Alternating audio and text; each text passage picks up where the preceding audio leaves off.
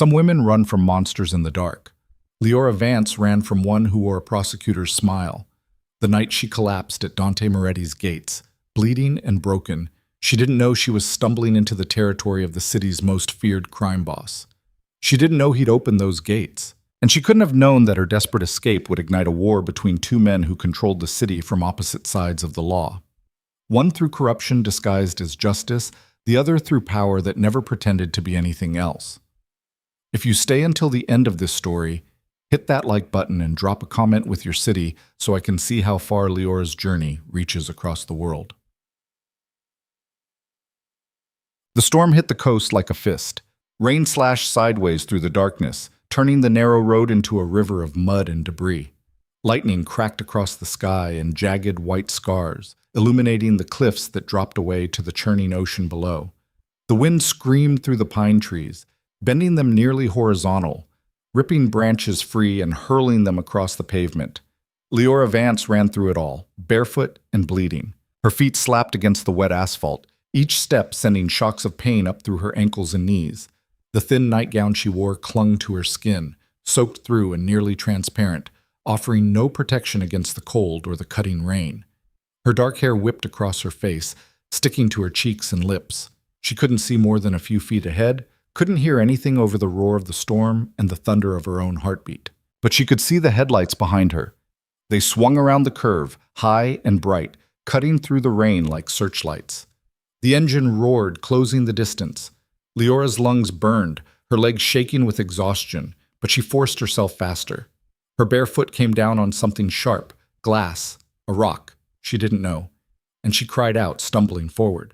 Her hands hit the ground, palms scraping against gravel. For a moment she stayed there on her knees, gasping, the world spinning around her.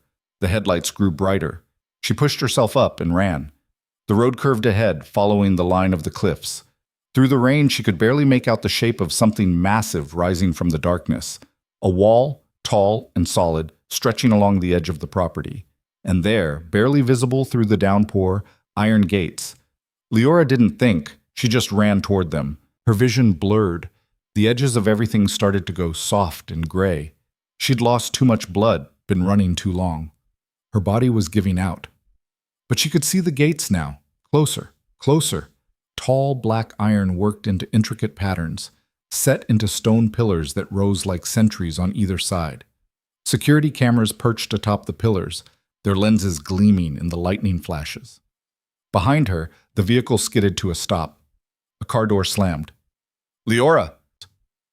The voice cut through the storm, smooth and controlled even as it called her name. Adrian's voice, the voice that had whispered promises in her ear. The voice that had told her she was worthless, that no one would believe her, that she belonged to him. Leora's hands hit the iron gates. She grabbed the bars, tried to shake them, but they were locked solid. She pressed her face against the cold metal, her voice coming out as barely more than a rasp. "Please, please, someone—" The world tilted. Her knees buckled. She heard footsteps splashing through the puddles behind her, measured and unhurried. Adrian didn't need to rush. There was nowhere left for her to go. The gates were locked. The cliffs dropped away on one side. The forest was too thick to navigate in the dark, especially in her condition. He had her cornered, and they both knew it. "Come here, Leora." His voice was closer now, gentle almost. That tone he used when he wanted her to think he was being reasonable, that she was the one being irrational. The tone that came before his hand closed around her throat or his fingers dug into her arms hard enough to leave bruises shaped like his grip. Leora's fingers tightened on the iron bars. She couldn't hold herself up anymore. She sank down, her cheek pressed against the gate, rain streaming over her face. Through her dimming vision, she saw movement on the other side of the gates. Figures emerged from the darkness. 3 men in dark suits, moving with the kind of fluid coordination that spoke of military training. They appeared like ghosts out of the rain, their faces hard and expressionless. One of them raised a hand to the earpiece he wore, speaking into it in a voice too low for Leora to hear over the storm. Behind her, Adrian stopped walking. "This is private property," he called out, his voice taking on that authoritative edge he used in courtrooms. "I'm Adrian Wolfe with the district attorney's office. This woman is mentally ill. She's had an episode and run away from a treatment facility. I'm here to bring her back to safety."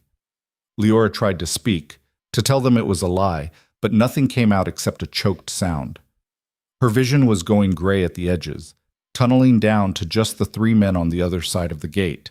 One of them, the one in the center, taller than the others, stepped closer to the bars. He looked down at Leora with dark, unreadable eyes. His gaze traveled over her, the nightgown torn at the shoulder, the bruises on her arms in various stages of healing, the blood on her feet, the way she trembled against the gate. Then he looked past her, at Adrian. The two men locked eyes through the rain, separated by iron and stone. Leora felt the air change, felt something shift in the space between them. It was like watching two apex predators size each other up, each recognizing in the other something dangerous. Adrian's expression remained calm, concerned even. He took a step forward, holding up his hands in a placating gesture. "I know how this looks, but I assure you, sir." One of the security men spoke into his earpiece again, then listened. After a moment, he nodded. "Mr. Moretti says to open the gates." Leora's heart lurched. The world was fading in and out now, coming in pulses of awareness. She felt the vibration through the iron as the gates began to swing inward. Strong hands caught her before she could fall, lifting her with surprising gentleness. "What the hell do you think you're doing?" Adrian's voice had lost its smooth edge. "You can't just... She's in my custody. I have legal authority. You have nothing here." The tall man's voice was quiet, but it carried through the storm like a blade. "This is private property. The woman came to our gate seeking refuge. We're providing it. I'm a prosecutor. I know who you are, Mr. Wolf, and you know who owns this property." The man's eyes were flat, emotionless. "Leave now, while I'm still asking politely."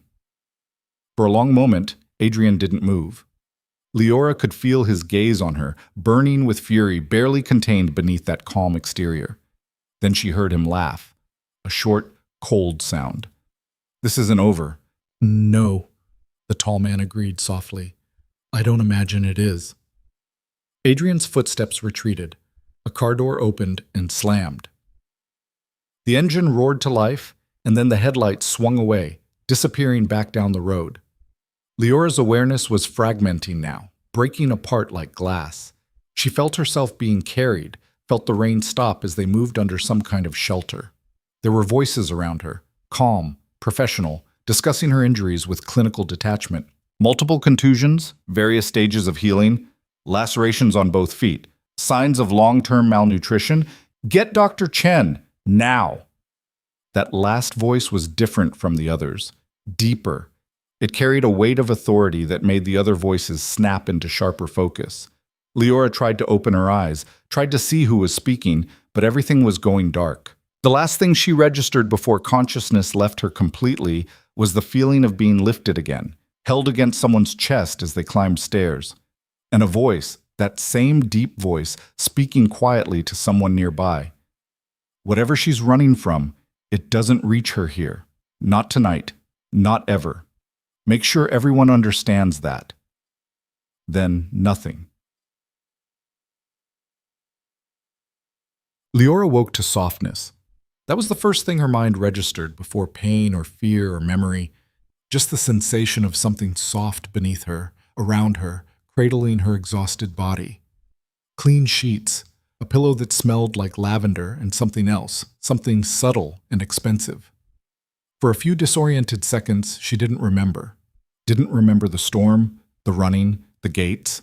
Her mind floated in that space between sleep and waking where nothing had happened yet, where she was just a person lying in a comfortable bed.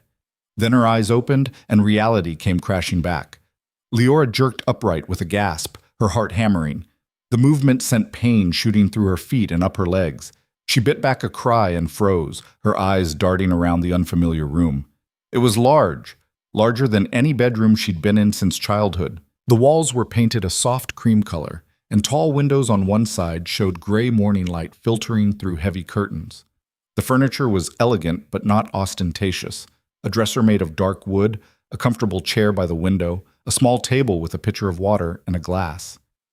The bed she lay in had 4 posts of carved wood and was piled with pillows and blankets. None of it made sense. Leora looked down at herself. She was wearing clean clothes, soft cotton pajamas that definitely weren't hers. Her hands were bandaged, as were her feet. Someone had cleaned her up, treated her wounds, dressed her in clean clothes while she was unconscious. Panic fluttered in her chest.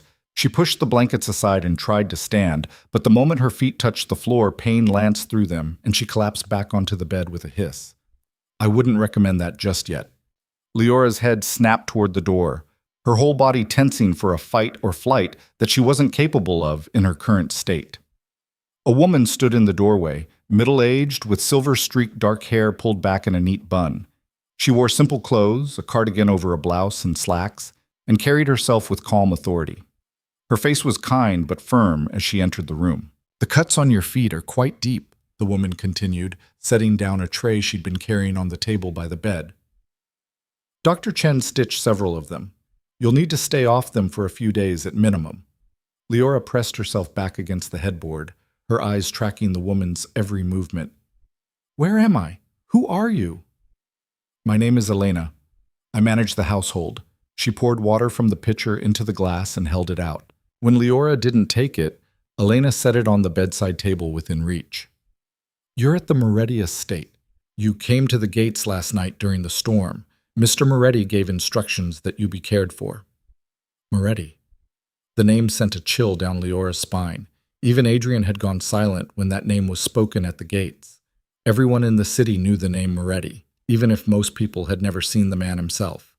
He was a ghost story, a legend, a name spoken in whispers. The crime lord who controlled half the city's underworld from behind the scenes. The man the police couldn't touch because he was too careful, too connected, too dangerous. And Leora had collapsed at his gates. "I need to leave," she said, her voice hoarse. "I need to—" "You're not a prisoner here." Elena's voice was gentle but firm. "The door isn't locked. You can leave whenever you wish. But if you try to walk on those feet right now, you'll tear the stitches and possibly cause permanent damage." Dr. Chen was quite clear about that. Leora's hands clenched in the soft blankets. She wanted to run. Every instinct screamed at her to get up, get out, keep moving. Adrian would come back. He always came back. And now she'd brought trouble to these people's door, whoever they were. "Adrian, the man at the gates last night," Leora said. "He'll come back. He won't let this go." "You don't understand. His father is District Attorney Marcus Wolf," Elena finished calmly. "Yes, we're aware of who Adrian Wolf is and who his father is. Mr. Moretti has already made arrangements." "What kind of arrangements?" Leora's voice came out sharper than she intended. "You can't stop him. No one can. He's not here." Elena met her eyes steadily. "Whatever power Adrian Wolf has elsewhere, it doesn't extend past those gates. You're safe here, Miss Vance." The use of her name made Leora freeze. "How do you know my name?" "You were delirious with fever when Dr. Chen was treating you. You said quite a few things." Elena's expression softened slightly. "None of which will be repeated to anyone you don't wish to tell. You have my word on that." Leora didn't know what to say to that. She'd spent so long in a world where every word was recorded, catalogued, used against her later. The idea that someone would keep her secret simply because she wanted them kept seemed impossible. Elena gestured to the tray she'd brought. "There's soup, bread, and tea. You should try to eat something. I'll be back in an hour to change your bandages and help you to the bathroom if you need it." She turned to leave, then paused at the door. "Miss Vance, this isn't a cage. You're not required to stay in this room. Once you can walk again, the whole estate is open to you. There are no locked doors, no surveillance in the private areas. Mr. Moretti thought you should know that." Then she was gone, pulling the door shut behind her with a soft click. Leora stared at the closed door for a long moment, waiting for the lock to engage. But the only sound was her own breathing and the distant patter of rain against the windows. Slowly, cautiously, she leaned forward and reached for the door handle. Her fingers closed around it. She turned it. The door opened. Leora's breath caught in her throat. She pulled the door shut again, her hand trembling slightly, then opened it once more just to be sure. The hallway beyond was empty, a long corridor with other doors, paintings on the walls, a table with fresh flowers. No locks. No cameras. No Adrian standing guard to tell her when she could and couldn't leave a room. She closed the door and sank back against the pillows, something tight in her chest finally starting to loosen. For the first time in 3 years, she was behind a door that she could open herself. Dante Moretti stood in his office on the 3rd floor of the main house, looking out the tall windows at the storm-battered grounds below. The rain had finally stopped, leaving everything dripping and gray in the early morning light. The ocean beyond the cliffs was still churning, white-capped and violent. He'd been awake all night, but he didn't feel tired. Dante had long ago mastered the art of functioning on minimal sleep. You didn't build an empire, legitimate or otherwise, by keeping regular hours. Behind him, the door opened. He didn't turn. "She's awake," Vincent said. His head of security was a man of few words, which was one of the many reasons Dante valued him. "Elena's with her now." Dante nodded slightly, his gaze still on the ocean. "What did Dr. Chen say?" "Multiple injuries, some weeks old, some fresh. Malnutrition, signs of prolonged psychological stress." Vincent's voice remained neutral, professional. The doctor's exact words were that Miss Vance has been living in a sustained state of trauma for a considerable period of time. Dante's jaw tightened slightly. He'd seen the woman at the gates, seen the bruises, the terror in her eyes. He'd made his decision in that moment without fully thinking it through, something he almost never did. Dante Moretti didn't make impulsive choices. He calculated, planned, considered every angle before moving. But last night, watching that woman collapse against his gates while Adrian Wolfe approached her with that sanctimonious expression, Dante had simply reacted. "Adrian Wolfe called his father last night," Dante said. "It wasn't a question." "Within 10 minutes of leaving the property," Vincent confirmed. "Our sources in the DA's office say Marcus is furious. He's already making calls, trying to find leverage."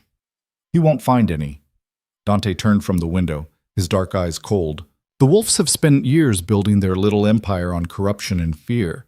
They're not used to people telling them no. Vincent's expression didn't change, but there was a question in his eyes. Dante knew what he was asking without words. Why this woman? Why risk a confrontation with the district attorney's office over a stranger who'd stumbled to their gates? Dante didn't have a good answer. Or rather, he had several answers, none of which fully explained his decision. Part of it was practical. The Wolves had been a thorn in his side for years, not powerful enough to be a real threat, but annoying enough to cause problems. Marcus Wolfe liked to position himself as the city's crusader against corruption while taking bribes from developers and covering up crimes for anyone with enough money or influence. His son was apparently cut from the same cloth, just better at hiding it behind a charming smile. Part of it was strategic. Having something the Wolves wanted, or in this case someone, gave Dante leverage he might be able to use later. But there was another part, a part Dante didn't examine too closely. The part that had seen a terrified woman running barefoot through a storm, seen the bruises on her arms and the desperation in her eyes, and simply couldn't turn her away. "Have Marco look into Adrian Wolfe," Dante said. "I want to know everything. Where he goes, who he talks to, what he eats for breakfast. Everything." "Already done," Vincent said. "Marco started pulling records last night. So far, it's all surface-level clean, exactly what you'd expect from a prosecutor's son. Good schools, clean record, works at his father's firm. But Marco says it's too clean, like someone scrubbed it. Tell him to dig deeper." Dante moved to his desk, pulling up the file that had been delivered that morning. Leora Vance, 26 years old, orphaned at 16, no other family. She disappeared from public records 3 years ago, right around the time Adrian Wolfe would have met her. 3 years. 3 years of whatever had left those bruises on her skin and that haunted look in her eyes. "What do you want to do about the Wolves?" Vincent asked. Dante was quiet for a moment, thinking. The smart move would be to reach out, negotiate. Offer some kind of compromise that would let everyone walk away without escalating things. That's what he would normally do, find the peaceful solution that served his interests while avoiding unnecessary conflict. But when he thought about Adrian Wolfe's voice at the gates last night, calling Leora's name with that possessive edge barely hidden beneath false concern, Dante found he didn't want to negotiate.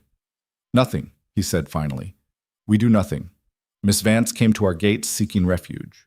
We provided it. If the Wolves have a problem with that, They're welcome to take it up with my lawyers. Vincent's eyebrows rose slightly, the closest he ever came to showing surprise. That's going to make Marcus very angry. Good. Dante's voice was soft, but there was steel beneath it. Let him be angry. Let him make his calls and pull his strings. He'll find that his influence has limits. And if he tries something more direct, then we'll respond accordingly. Dante closed the file on his desk. In the meantime, make sure Miss Vance has everything she needs. And Vincent, I want armed security on this property 24/7 until further notice. If Adrian Wolfe so much as looks at these gates, I want to know about it immediately. Vincent nodded and turned to leave. One more thing, Dante said. Vincent paused. When Miss Vance is ready to talk, if she wants to talk, I'd like to speak with her, but only when she's ready. No pressure, no demands. Make sure Elena understands that. Understood. After Vincent left, Dante stood alone in his office, looking down at the closed file on his desk. Leora Vance. A stranger who'd run to his gates in the middle of a storm and somehow, in the space of a few minutes, turned into a declaration of war against one of the city's most powerful families. Dante should have turned her away, should have called the authorities, stayed neutral, avoided the complication, but he'd opened the gates instead, and now he'd see it through. 3 days passed before Leora felt strong enough to leave the bedroom. Elena came by several times a day, bringing food, changing bandages, helping Leora to the bathroom when the pain in her feet made walking impossible. The older woman never asked questions, never pushed for information Leora wasn't ready to give. She was simply present, calm, steady. It was disorienting in its kindness. On the 4th day, Leora woke to find a pair of soft slippers beside the bed and a note in Elena's neat handwriting. Dr. Chen says you can try short walks today. These should help with the pain. The library is down the hall to the left if you'd like somewhere quiet to sit. Leora stared at the note for a long time. An invitation, not a command. A suggestion, not an order. She kept waiting for the other shoe to drop, for the kindness to reveal itself as manipulation, but it never did. She put on the slippers and, leaning heavily on the wall, made her way out into the hallway. The estate was beautiful in a way that didn't announce itself. The furnishings were expensive but not ostentatious, the artwork carefully chosen, the whole place designed with an eye toward comfort rather than display. Leora had grown up wealthy, before her parents died and the money disappeared into legal fees and debts, and she recognized quality when she saw it. But there was something else here too, an absence of the things she'd become accustomed to over the past 3 years. No cameras in the corners, no locks on the inside of the doors, no sense of being watched, monitored, controlled. The library was exactly where Elena had said it would be. Leora pushed open the heavy wooden door and stopped, catching her breath. It was a large room, 2 stories tall, with floor-to-ceiling bookshelves covering 3 walls. A spiral staircase led to a second-floor balcony that wrapped around the upper shelves. Tall windows let in the gray afternoon light, and a fire burned low in the fireplace, taking the chill off the air. Deep leather chairs were arranged near the fire, along with a sofa and several small tables. And sitting in one of the chairs, reading a book, was a man Leora had never seen before. She knew immediately who he was. Dante Moretti looked nothing like Adrian. Where Adrian was all golden charm and polished edges, this man was dark intensity and controlled power. He was probably in his early 40s, with black hair touched with gray at the temples, a strong jaw shadowed with stubble, and eyes so dark they were almost black. He wore simple clothes, dark slacks and a white shirt with the sleeves rolled up, but carried himself with the kind of confidence that came from knowing exactly who he was and what he was capable of. He looked up as she entered, and for a moment their eyes met. Leora's first instinct was to run. Her second was to apologize for intruding. Her third was to stand very still and wait to be told what to do. But before she could act on any of those instincts, Dante closed his book and stood. "Miss Vance?" His voice was quiet, cultured, with just a hint of an accent she couldn't quite place. "I'm glad to see you're feeling better. Please, don't let me disturb you. The library is yours to use." He moved toward the door, clearly intending to give her the space. Something about the fact that he was leaving, that he wasn't demanding her attention, or her gratitude, or her explanation, made Leora speak. "Wait, Dante paused, turning back to her. He didn't move closer, didn't crowd her space, just waited. Leora swallowed hard. You're Dante Moretti. I am. You saved my life. Something flickered across his expression, too quick to read. I opened a gate. The doctors saved your life. Adrian would have killed me. The words came out flat, certain. Maybe not that night, but eventually.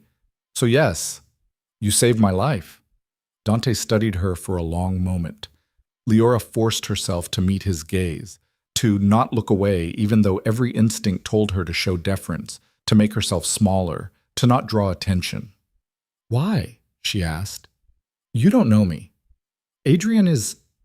His father is powerful. Why did you help me? Dante was quiet for so long that Leora thought he might not answer. Then he said simply, Because you asked. Leora blinked. That's it? That's it. He paused. And because Adrian Wolf's voice at my gates, claiming you as his property that needed to be returned, it didn't sit well with me. I'm not his property. The words came out sharp, almost angry. I was never his property. No, Dante agreed softly. You weren't, though I suspect he saw it differently. Leora's hands clenched at her sides. She could feel herself starting to shake, not from fear, but from something else. Rage, maybe. Or just exhaustion from carrying this weight alone for so long. He'll come for me, she said. Adrian won't just let this go. And his father, Marcus Wolf, doesn't lose. He'll find a way to... Miss Vance. Dante's voice cut through her spiraling thoughts, gentle but firm. Adrian Wolf will not reach you here, neither will his father. You have my word on that. You can't promise that. You don't know what they're capable of. I know exactly what they're capable of. There was something cold in Dante's eyes now, something that reminded Leora that this man hadn't built his empire through kindness. And they know what I'm capable of. The difference is, they've spent years hiding behind the law, while I've never pretended to be anything other than what I am. That gives me certain advantages. Leora wanted to believe him, wanted so badly to believe that there was somewhere Adrian couldn't reach her, someone he couldn't manipulate or charm or threaten into giving her back. But 3 years of Adrian's control had taught her not to trust promises. Why are you doing this? She asked again. Really, there has to be a reason, something you want from me. Dante considered the question. Would you believe me if I said there wasn't? No. A small smile touched his lips, the first expression she'd seen on his face that seemed genuinely amused. Fair enough. You're right to be skeptical. In my experience, people rarely do things without expecting something in return. So what do you want? Right now, nothing. You're recovering from trauma. You need time, space, and safety. I'm providing those things because I can and because I choose to. He paused. Later, if you decide you want to tell your story, if you want to fight back against Adrian and his father, then yes, I would help with that. But that's your choice to make, Miss Vance, not mine. Leora searched his face for signs of deception, for the manipulation she'd learned to recognize in Adrian's expressions. But all she saw was a quiet patience and something that might have been understanding. I don't know if I can fight them, she said quietly. I don't know if I have any fight left. You ran through a storm barefoot to escape, Dante said. You collapsed at the gates of a crime lord's estate and lived to tell about it. You have more fight in you than you think. Before Leora could respond, a phone buzzed. Dante pulled it from his pocket, glanced at the screen, and his expression went carefully neutral. I need to take this, he said. But Miss Vance? This library is yours whenever you want it, as is the rest of the estate. You're not a prisoner here, you're a guest. He left, pulling the door shut quietly behind him. Leora stood alone in the library, surrounded by thousands of books and the warm crackle of the fire. Slowly, carefully, she made her way to one of the chairs near the fireplace and lowered herself into it. For the first time in 3 years, she was in a room with unlocked doors, no cameras, and no one waiting to tell her what to do next. For the first time in 3 years, she could breathe. And in the quiet safety of that moment, surrounded by books and firelight, Leora Vance finally let herself cry. The tears came hard and fast, 3 years of suppressed grief pouring out of her in wrenching sobs that shook her entire body. Leora pressed her face into her hands, trying to muffle the sounds, but they kept coming. She cried for the girl she'd been before Adrian, bright and hopeful and stupidly trusting. She cried for the years stolen from her, for the bruises that had finally faded only to be replaced by new ones, for every time she'd believed his apologies and promises that things would be different.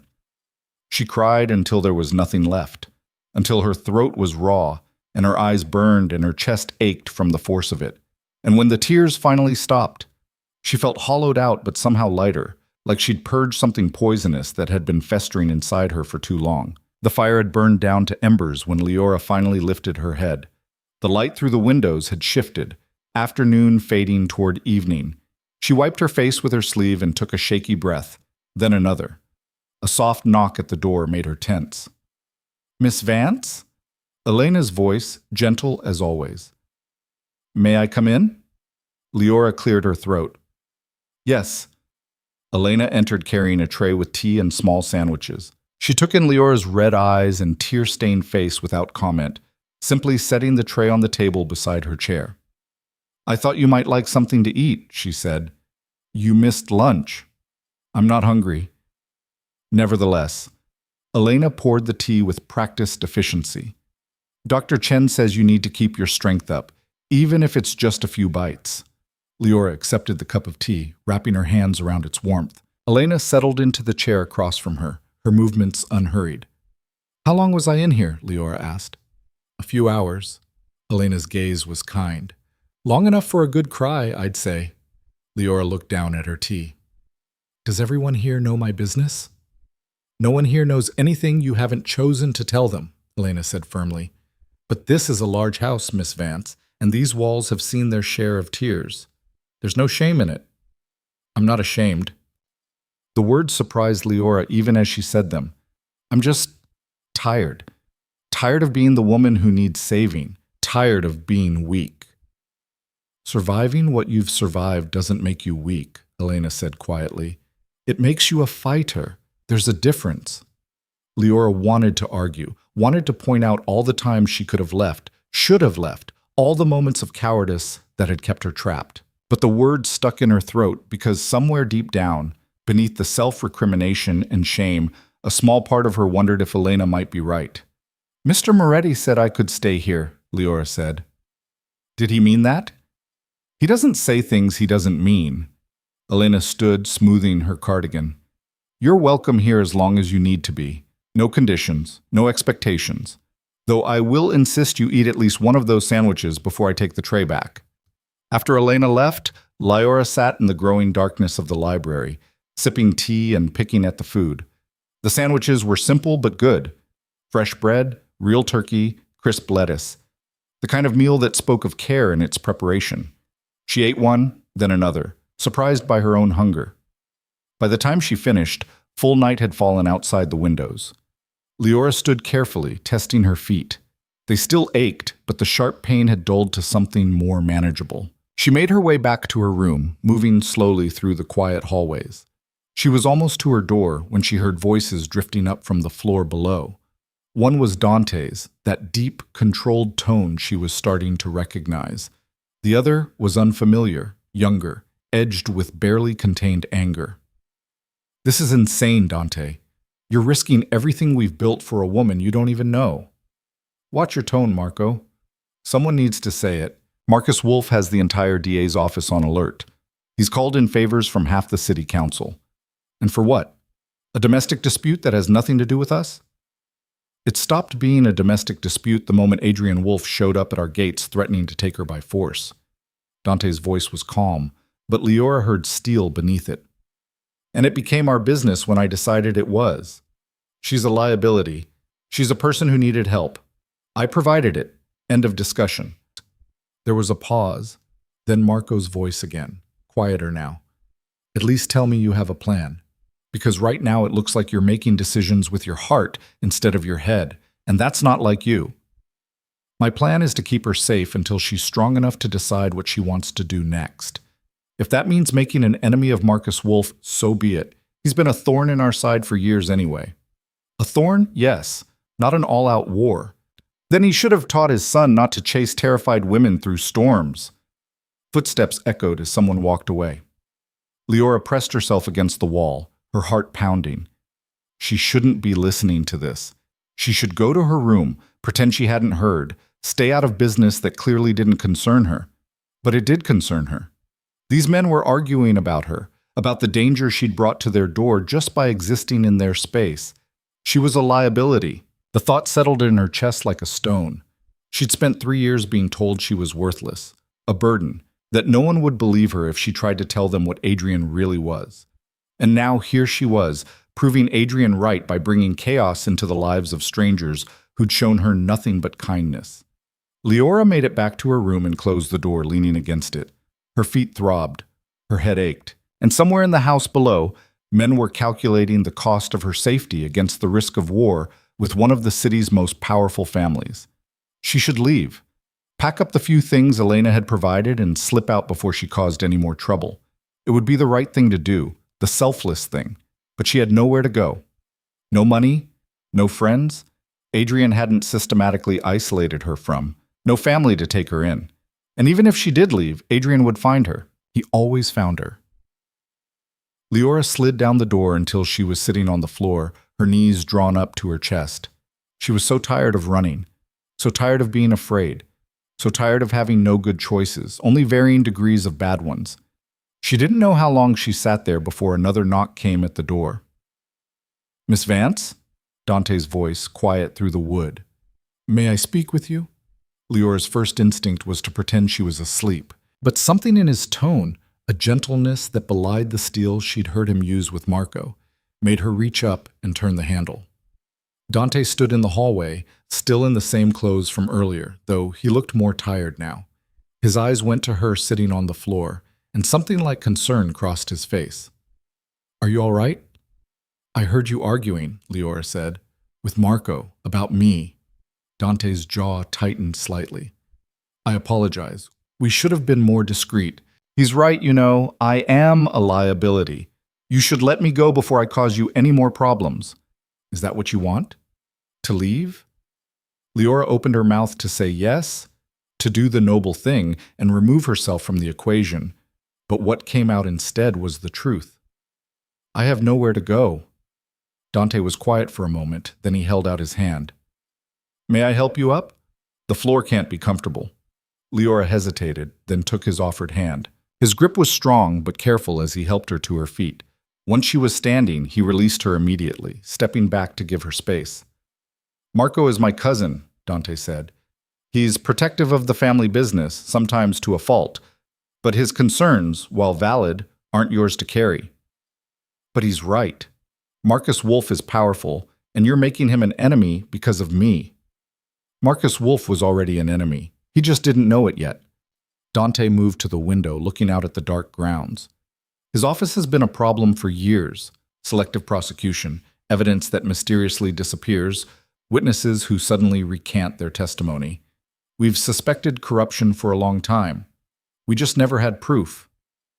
And now? Now I have motivation to find it. He turned back to her.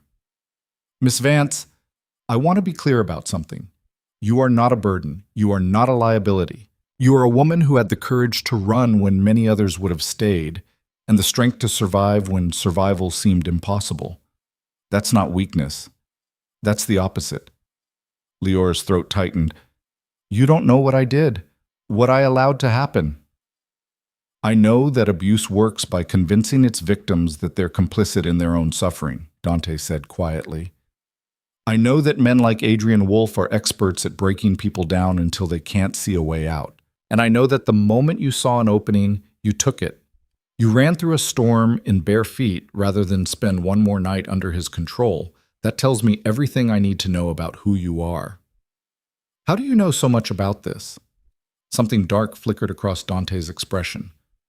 "Let's just say I've seen what powerful men can do when they believe they're untouchable. My own father—" He stopped, shook his head. "That's a story for another time. The point is you're safe here, and you'll remain safe here for as long as you need. Even if it starts a war? Even then." His voice was firm, final. "Now, you should rest. Dr. Chen will be by tomorrow to check on your feet." He turned to leave, but Leora found herself speaking again. Mr. Moretti? Thank you. Not just for opening the gates, but for seeing me. Not as a victim or a problem, just as a person. It's been a long time since anyone did that. Dante's expression softened slightly. My name is Dante, and you're welcome, Leora. The use of her first name, spoken with such casual respect, nearly undid her. She managed to nod, and then he was gone, pulling the door closed behind him. Leora stood alone in her room, something shifting inside her chest. For the first time since she'd collapsed at those gates, she felt the smallest flicker of something that might have been hope. The next morning brought Dr. Chen, a woman in her 50s with gentle hands and a no-nonsense manner. She examined Leora's feet with careful efficiency, making pleased sounds at the healing. You're mending well, she said, replacing the bandages. Another week, and you should be able to walk normally, though I'd recommend staying off them as much as possible for the next few days. I will, Leora promised. Dr. Chen packed up her supplies, then paused. Elena tells me you've been eating better. That's good. But you're still underweight, and your blood work shows some nutritional deficiencies. I'm going to have the kitchen prepare meals specifically for you, high-protein, iron-rich foods. Nothing heavy, but nutritious. That's not necessary. It is if you want to recover properly. Dr. Chen's tone was kind but firm. Your body has been through significant trauma, Miss Vance. It needs fuel to heal. After the doctor left, Leora spent the morning in her room, watching the ocean through her window. The storm had passed, leaving behind a world washed clean and bright. Seabirds wheeled over the cliffs, their calls carrying on the wind. Around noon, Elena appeared with lunch and a message. Mr. Moretti wondered if you might join him for dinner this evening, she said. Nothing formal. Just a meal in the smaller dining room, but only if you're comfortable with that. Leora's first instinct was to refuse. To stay in the safety of her room, where she didn't have to navigate social interactions or worry about saying the wrong thing. But then she thought about Dante's words last night, about being seen as a person rather than a victim. I'd like that, she said. Elena smiled. Wonderful. I'll come help you dress around 6. I don't need help. Humor me, Elena said gently. Your feet are still healing, and the stairs can be tricky.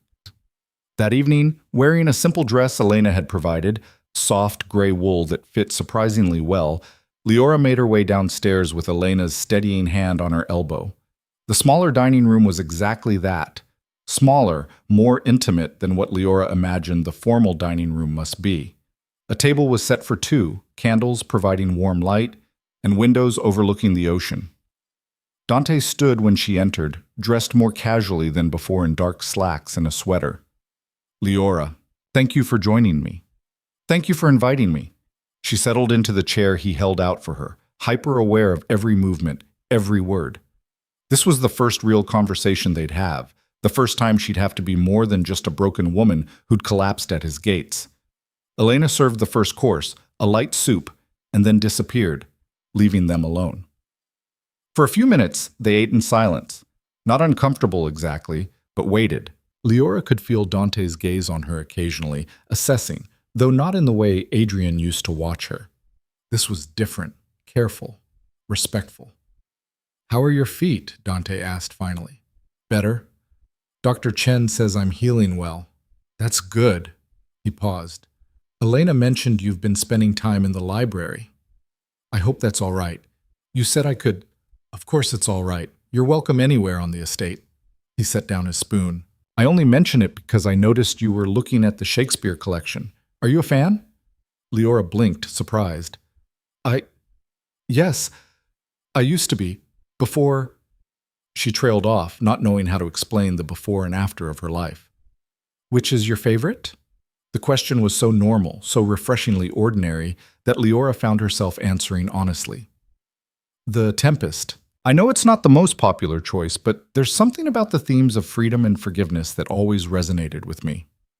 We are such stuff as dreams are made on, Dante quoted softly, and our little life is rounded with a sleep. You know it. My mother was an English teacher, Dante said. She insisted I read the classics, even when I would have rather been anywhere else. I hated it at the time, but some of it stuck. Is she? She passed when I was 18. His voice was matter of fact, but Leora heard the old grief beneath it. Cancer. My father followed a year later, though his death was less natural. Leora didn't know what to say to that. Dante seemed to sense her discomfort and changed the subject. Elena tells me you haven't asked for anything. No phone calls? No messages sent out? Is there no one you'd like to contact? Let them know you're safe? The question landed like a stone in Leora's chest. There's no one. Adrian made sure of that.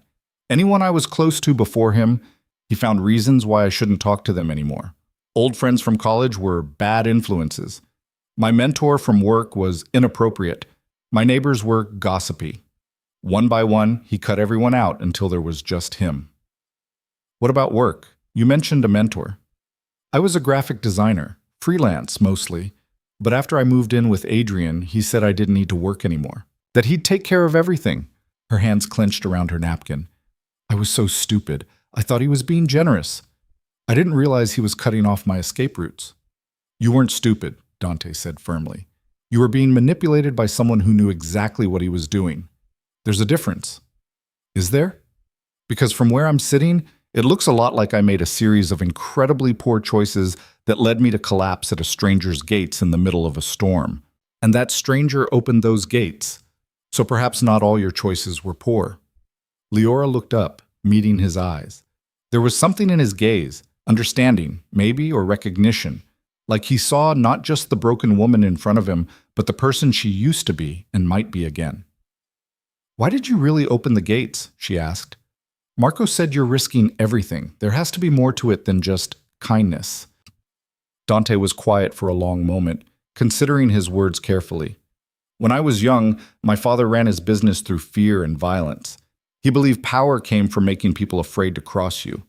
My mother, she was the opposite. She believed in protecting those who couldn't protect themselves and using power to create safety rather than fear. Which one were you more like? For a long time, I tried to be like my father. I thought that's what this world required: strength, ruthlessness, the willingness to do whatever was necessary. He paused. But I've learned that true power isn't about making people fear you. It's about choosing when to use your strength and when to show mercy. And when I saw you at those gates, saw the fear in your eyes, and the way Adrian Wolf was stalking toward you like he owned you, I chose mercy. He'll make you regret it. Perhaps, but I'd regret the alternative more. Dante leaned back in his chair.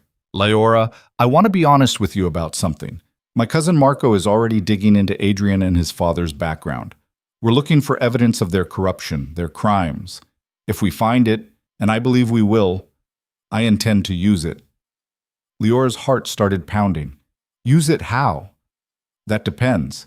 If you want to simply disappear, start a new life, somewhere Adrian can never find you, I can arrange that. New identity, new city, financial support until you're on your feet. No strings attached. And if I don't want to disappear? Dante's eyes met hers, dark and steady. Then we fight back. We expose them for what they are. But I need you to understand what that means. It means going public with your story. It means facing Adrian in court, potentially. It means making yourself visible to exactly the people you've been hiding from. The thought made Leora's stomach turn. I can't. I'm not strong enough for that. You're stronger than you think. But strength or not, it's your choice. No pressure, no timeline. You don't have to decide anything tonight, or this week, or even this month. Take whatever time you need. Elena returned then with the main course, and the conversation shifted to lighter topics. Dante told her about the estate's history, about the gardens that would bloom in spring, about the library's collection that dated back 3 generations. Leora found herself relaxing, even laughing once when Dante described his childhood attempts to sneak books from the forbidden section. It wasn't until she was back in her room that night, lying in the comfortable bed and staring at the ceiling, that Leora let herself truly consider what Dante had offered. A new life, far away from Adrian. Safety. Freedom.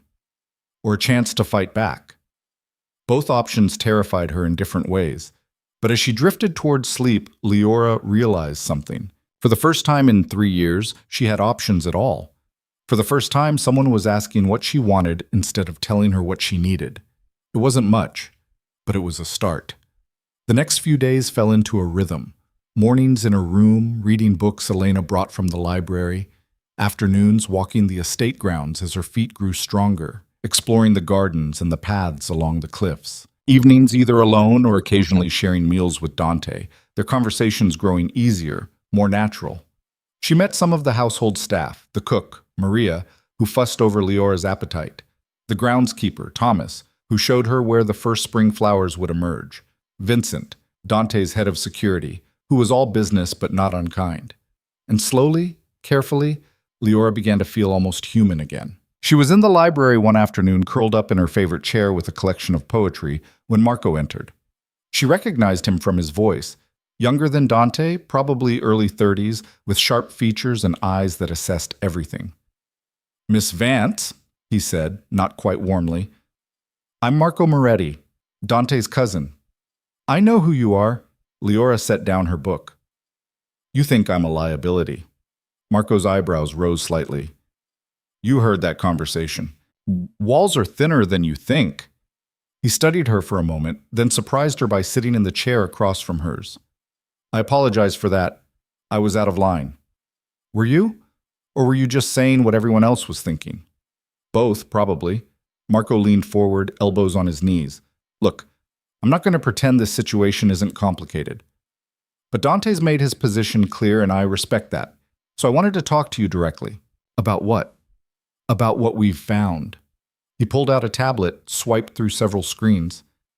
"I've been digging into Adrian Wolf's background, his connections, his patterns, and I found some things you should know about." Leora's hands tightened on her book. "What kind of things?" "You weren't the first." Marco turned the tablet toward her. On the screen was a photo of a young woman, maybe 25, with long blonde hair and a bright smile. Her name was Cassidy Morrison. She dated Adrian 6 years ago, before you. Relationship lasted about 18 months, then she disappeared. Disappeared? Officially, she moved to Seattle for a job opportunity, but I tracked her digital footprint. No social media activity after the move, no employment records, no lease agreements. It's like she vanished. Leora stared at the photo, her chest tight. "You think Adrian?" "I don't know, but there's a pattern. Before Cassidy, there was another woman, and before her, another. All young, all isolated from their support systems, all either disappeared or ended up in psychiatric facilities after the relationships ended. The room felt too small suddenly, the air too thin." Leora set down her book with shaking hands. "How many?" "That I've found so far? 5, including you. But Miss Vance, Leora, you're the first one who got away while you were still you. The others were either gone or so broken by the time they escaped that no one believed their stories." "Why are you telling me this?" Marco's expression softened slightly. "Because Dante said this was your choice, whether to fight back or disappear. But I think you should have all the information before you decide. Adrian Wolf isn't just an abusive boyfriend. He's a predator with a pattern, and his father has been covering it up for years." Leora stood abruptly, her legs shaky. She moved to the window, looking out at the ocean without really seeing it. 5 women. 5 lives destroyed or ended because of Adrian. And she'd been number 6.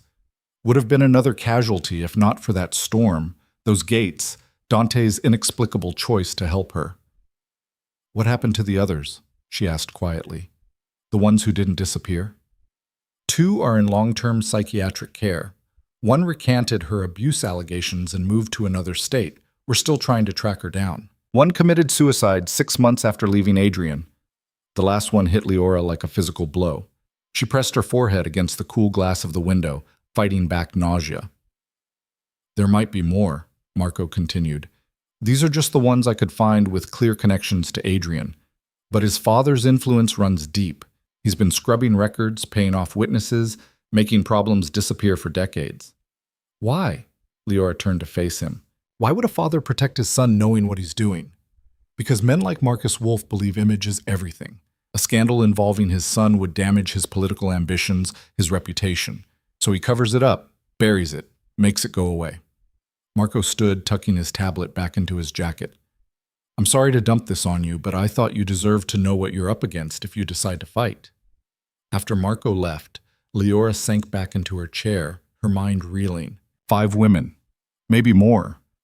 A pattern of abuse enabled by corruption and covered up by one of the city's most powerful men.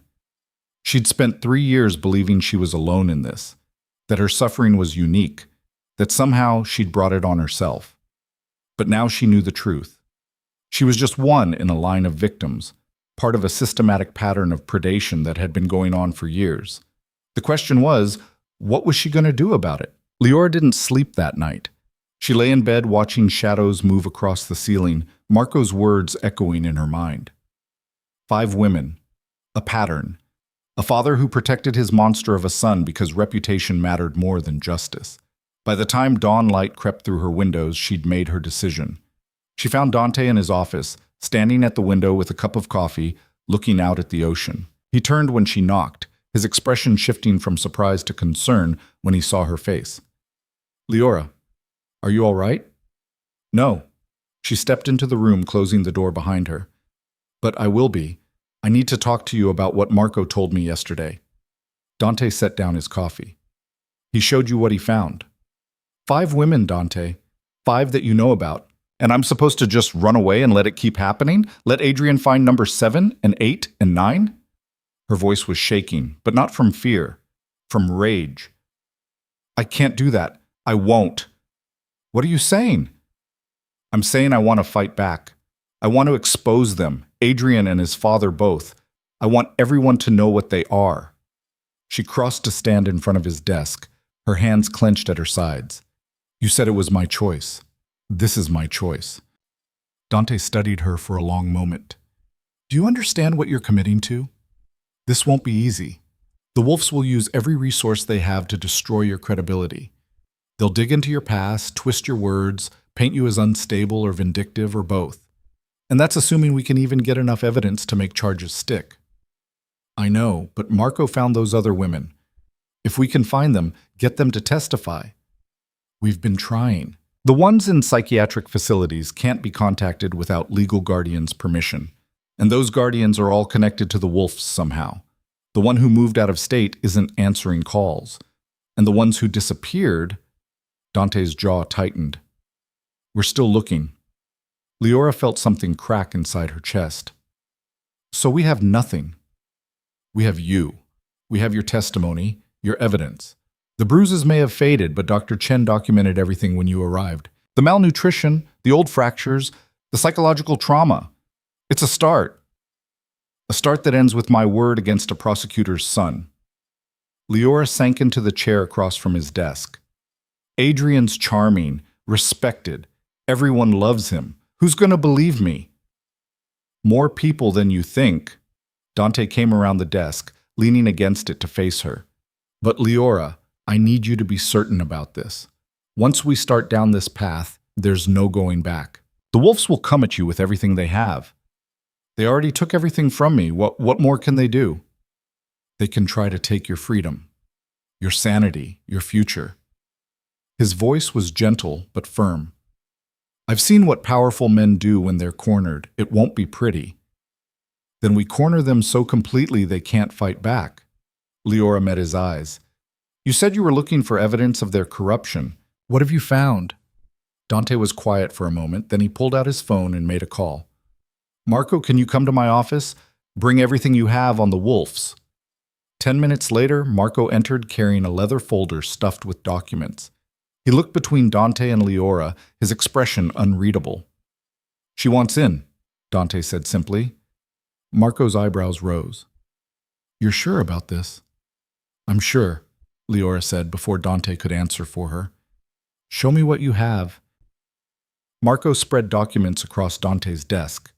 Printouts of bank records, email chains, court filings, photographs. The wolves have been running a protection racket disguised as legal services for at least 15 years. Marcus uses his position as DA to threaten business owners. Then his private law firm swoops in to help them, for a price. If they don't pay, charges get filed. Evidence mysteriously appears. Witnesses come forward. "That's extortion," Leora said. "It is, but proving it is another matter. Most of the victims are too scared to testify. The paper trail is buried under shell companies and offshore accounts. And anyone who's tried to investigate has found themselves suddenly reassigned or fired or worse. What about Adrian? What's his role in all this? Marco pulled out another set of documents. Adrian's the clean face. He doesn't get his hands dirty with the business side. Instead, he targets vulnerable women, usually ones with some money or connections that could be useful. He isolates them, controls them, and when he's done, his father makes them disappear. Sometimes, literally. Leora's stomach churned. The women who vanished, you think they're dead? I think they knew too much and became liabilities. Marco's voice was flat, clinical. Cassidy Morrison, the blonde from the photo I showed you, she had a trust fund. 3 months after she moved to Seattle, that trust fund was liquidated. The money went into an account that traces back to one of Marcus's shell companies. That's murder, Leora breathed. That's what we suspect. But suspicion isn't proof. We need bodies, or witnesses, or a paper trail that directly links the Wolves to these disappearances. And we need it all to be airtight, because the moment we move against them, they'll use every legal trick in the book to shut us down. Dante had been quiet during this exchange, watching Leora carefully. Now he spoke. There might be another way. Both Leora and Marco turned to look at him. We've been approaching this like a legal case, Dante continued, building evidence, planning for court, but men like Marcus Wolf don't fall in courtrooms. They fall in the court of public opinion. What are you suggesting? Marco asked. A scandal. Something so public, so undeniable, that even Marcus's connections can't bury it. Dante's eyes were dark, calculating. In 3 weeks, the city is hosting its annual Justice Gala. It's a fundraiser for victims' rights organizations hosted by the DA's office. Every judge, politician, and media outlet in the city will be there, including Adrian and his father. Leora's heart started pounding. You want to expose them there. I want to give you the platform to expose them yourself, in front of everyone who matters, with cameras rolling and reporters present. They can bury a police report or intimidate a witness, but they can't bury a live confession broadcast to the entire city. That's insane, Marco said, but there was a gleam in his eye that suggested he was already considering the logistics. Security at that gala will be intense, and even if we get Leora in, the moment she starts talking, they'll shut her down. Not if we do it right. Dante stood, pacing now, his mind clearly working through the plan. We need evidence they can't refute. Video testimony from the other victims. Documents proving the financial crimes. Medical records.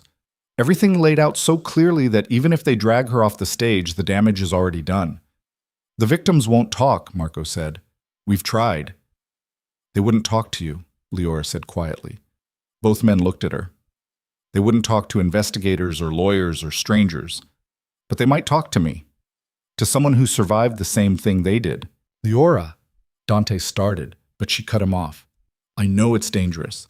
I know Adrian will be watching for any sign of me.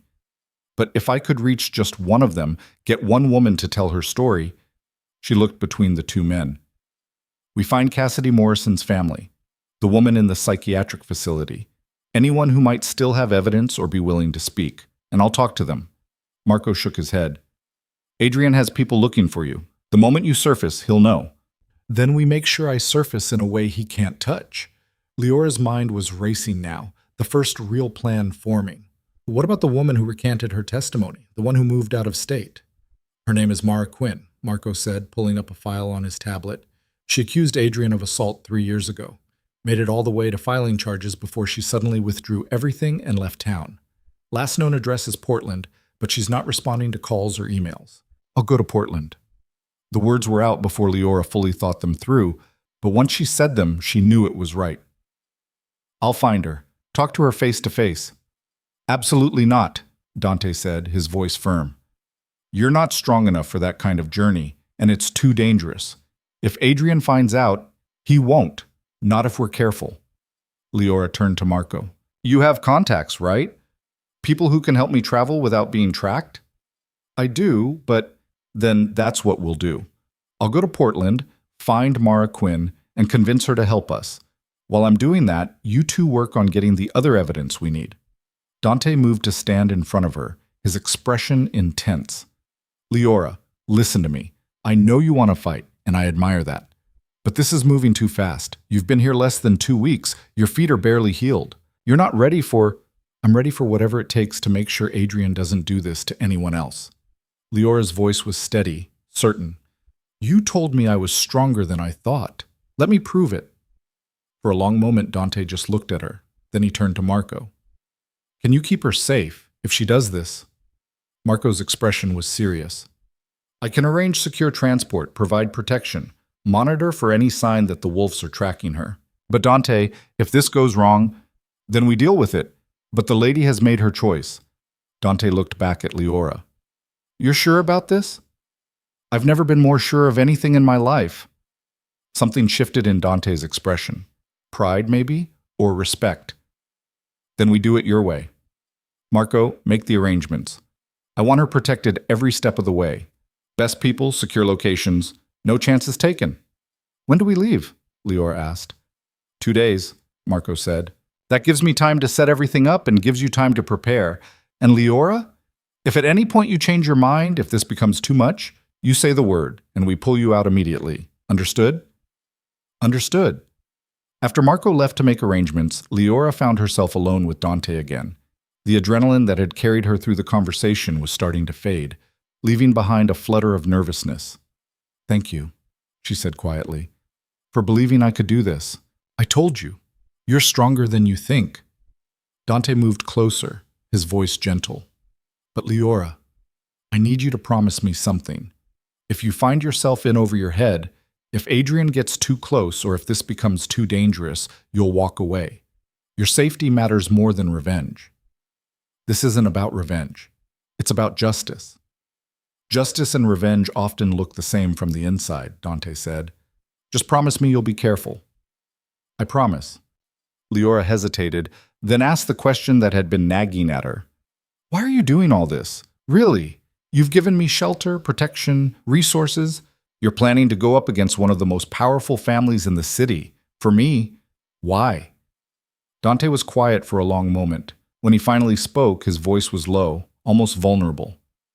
When I was 17, my mother tried to leave my father. She'd finally had enough of his violence, his control. She packed a bag, took me and my sister, and ran. We made it as far as the train station before his men found us. Leora's breath caught.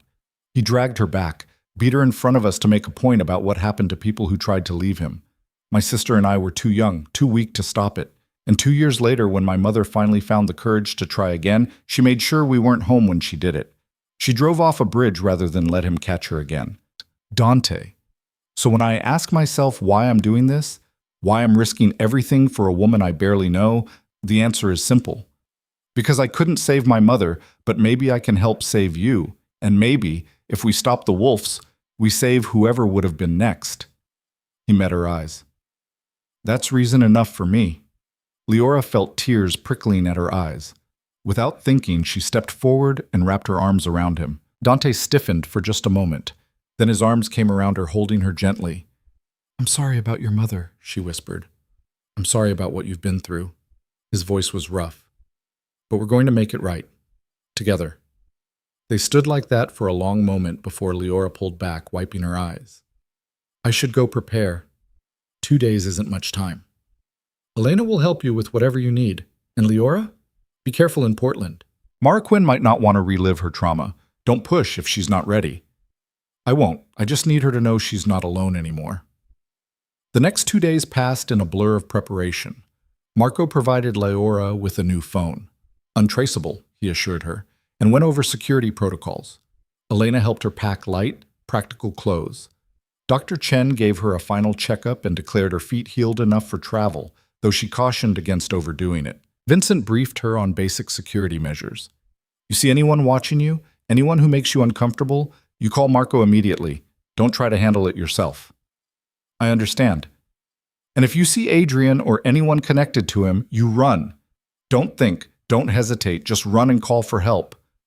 The thought of seeing Adrian again made Leora's skin crawl, but she forced herself to nod. I will. The morning of her departure, Leora stood in her room, the room that had become her sanctuary over the past 2 weeks, and looked around one last time. She'd arrived here broken and terrified. She was leaving still scared, still healing, but with purpose, with hope. A knock at the door made her turn. Dante entered, carrying a small box. I wanted to give you this before you left, he said, handing it to her. Leora opened it to find a delicate silver bracelet with a small charm. A lighthouse. A lighthouse guides people home, Dante said quietly. No matter how lost they are, no matter how dark the storm. This estate is your home now, for as long as you need it. This is to remind you that you always have a safe harbor to return to. Leora's throat tightened. She slipped the bracelet onto her wrist, the metal cool against her skin. Thank you for everything. Come back safe, Dante said. That's all the thanks I need. Marco drove her to a private airfield where a small plane waited. The pilot was one of Marco's people, ex-military, Marco explained, completely trustworthy. They'd fly to Portland where another of Marco's contacts would meet them with a car and take Leora to a safe house. I'll be monitoring communications the whole time, Marco said as they walked across the tarmac. Anything feels wrong, you call. Day or night, doesn't matter. I will. But Leora turned to look back at the car where Dante stood watching. Even from this distance, she could feel the weight of his concern. He cares about you, Marco said, following her gaze. I've known Dante my whole life, and I've never seen him take a risk like this for anyone. Whatever happens, don't make him regret it. I'll try my best. The flight to Portland was smooth and uneventful. Leora spent most of it staring out the window, watching the landscape change below her, trying not to think about what she was about to do. She'd never been good at confrontation, had spent 3 years avoiding anything that might set Adrian off, and now she was actively seeking out one of his other victims to dredge up painful memories. What if Mara refused to talk? What if she'd moved on and didn't want to revisit her trauma? What if Adrian had damaged her so badly that she couldn't help even if she wanted to? The questions circled in Leora's mind until they landed in Portland and transferred to the waiting car. The driver was a woman in her 40s named Sarah, calm, professional, asking no questions. She drove Leora to a modest apartment building in a quiet neighborhood and handed her a key. Top floor, apartment 4C. It's clean, secure, and stocked with everything you need. The address for Mara Quinn is in the folder on the kitchen table, along with a burner phone and cash. Marco says to wait until tomorrow to make contact. Give yourself time to rest and plan your approach. But Leora couldn't wait. The moment Sarah left, she grabbed the folder and studied the information Marco had compiled. Mara Quinn lived in a small house on the outskirts of Portland. She worked as a librarian at the local community college. No social media presence, no listed phone number. She'd made herself invisible. Leora understood that impulse intimately. Against every instruction Marco had given her, Leora found herself walking to the address that evening. It was a risk, she knew that. But something told her that if she waited, if she gave herself time to overthink it, she'd lose her nerve. The house was small but well kept, with flower boxes in the windows and a tidy front yard. Leora stood on the sidewalk for a long moment, gathering her courage. Then she walked up to the door and knocked. No answer. She knocked again, harder this time. Mara? My name is Leora Vance. I need to talk to you. It's about Adrian Wolfe. The silence stretched so long that Leora thought no one was home. She was about to turn away when she heard the sound of locks being undone. The door opened a crack, a chain still in place, and a woman's face appeared in the gap. Mara Quinn looked older than her 30 years. Her hair was pulled back in a severe bun, her face pale and drawn. But it was her eyes that struck Leora. They held the same haunted quality Leora saw in her own reflection. Who are you? Mara's voice was barely above a whisper. My name is Leora. I was with Adrian for 3 years. I escaped 2 weeks ago. Leora kept her voice gentle, non-threatening. I know what he did to you. I know you tried to press charges and had to recant. I'm not here to cause trouble or dredge up the past. I'm here because I want to stop him from doing this to anyone else. Mara's eyes widened. You need to leave. If he finds out you talked to me. He won't, I promise. I'm being careful. Leora took a small step closer. Please, Mara. I just need 5 minutes. If you want me to leave after that, I will. For a long moment, Mara just stared at her. Then slowly, she undid the chain and opened the door. The house was neat but sparse, like someone who is ready to run at a moment's notice. Mara led Leora to a small living room and sat on the edge of the couch, her body tense. How did you find me? Mara asked. I have help. People who are investigating Adrian and his father. We found records of your case, traced you here. Leora sat across from her, keeping distance between them. I'm sorry to show up like this. I know how frightening it must be. Frightening doesn't begin to cover it. Mara's hands twisted in her lap. I spent 2 years looking over my shoulder, waiting for him to find me. I changed my name, my appearance, everything, and you just show up at my door. I understand if you're angry. I'm not angry. I'm terrified. Mara's voice cracked.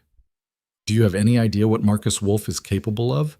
What he did to make me recant my testimony? Tell me. Mara was quiet for a long moment. When she finally spoke, her voice was hollow.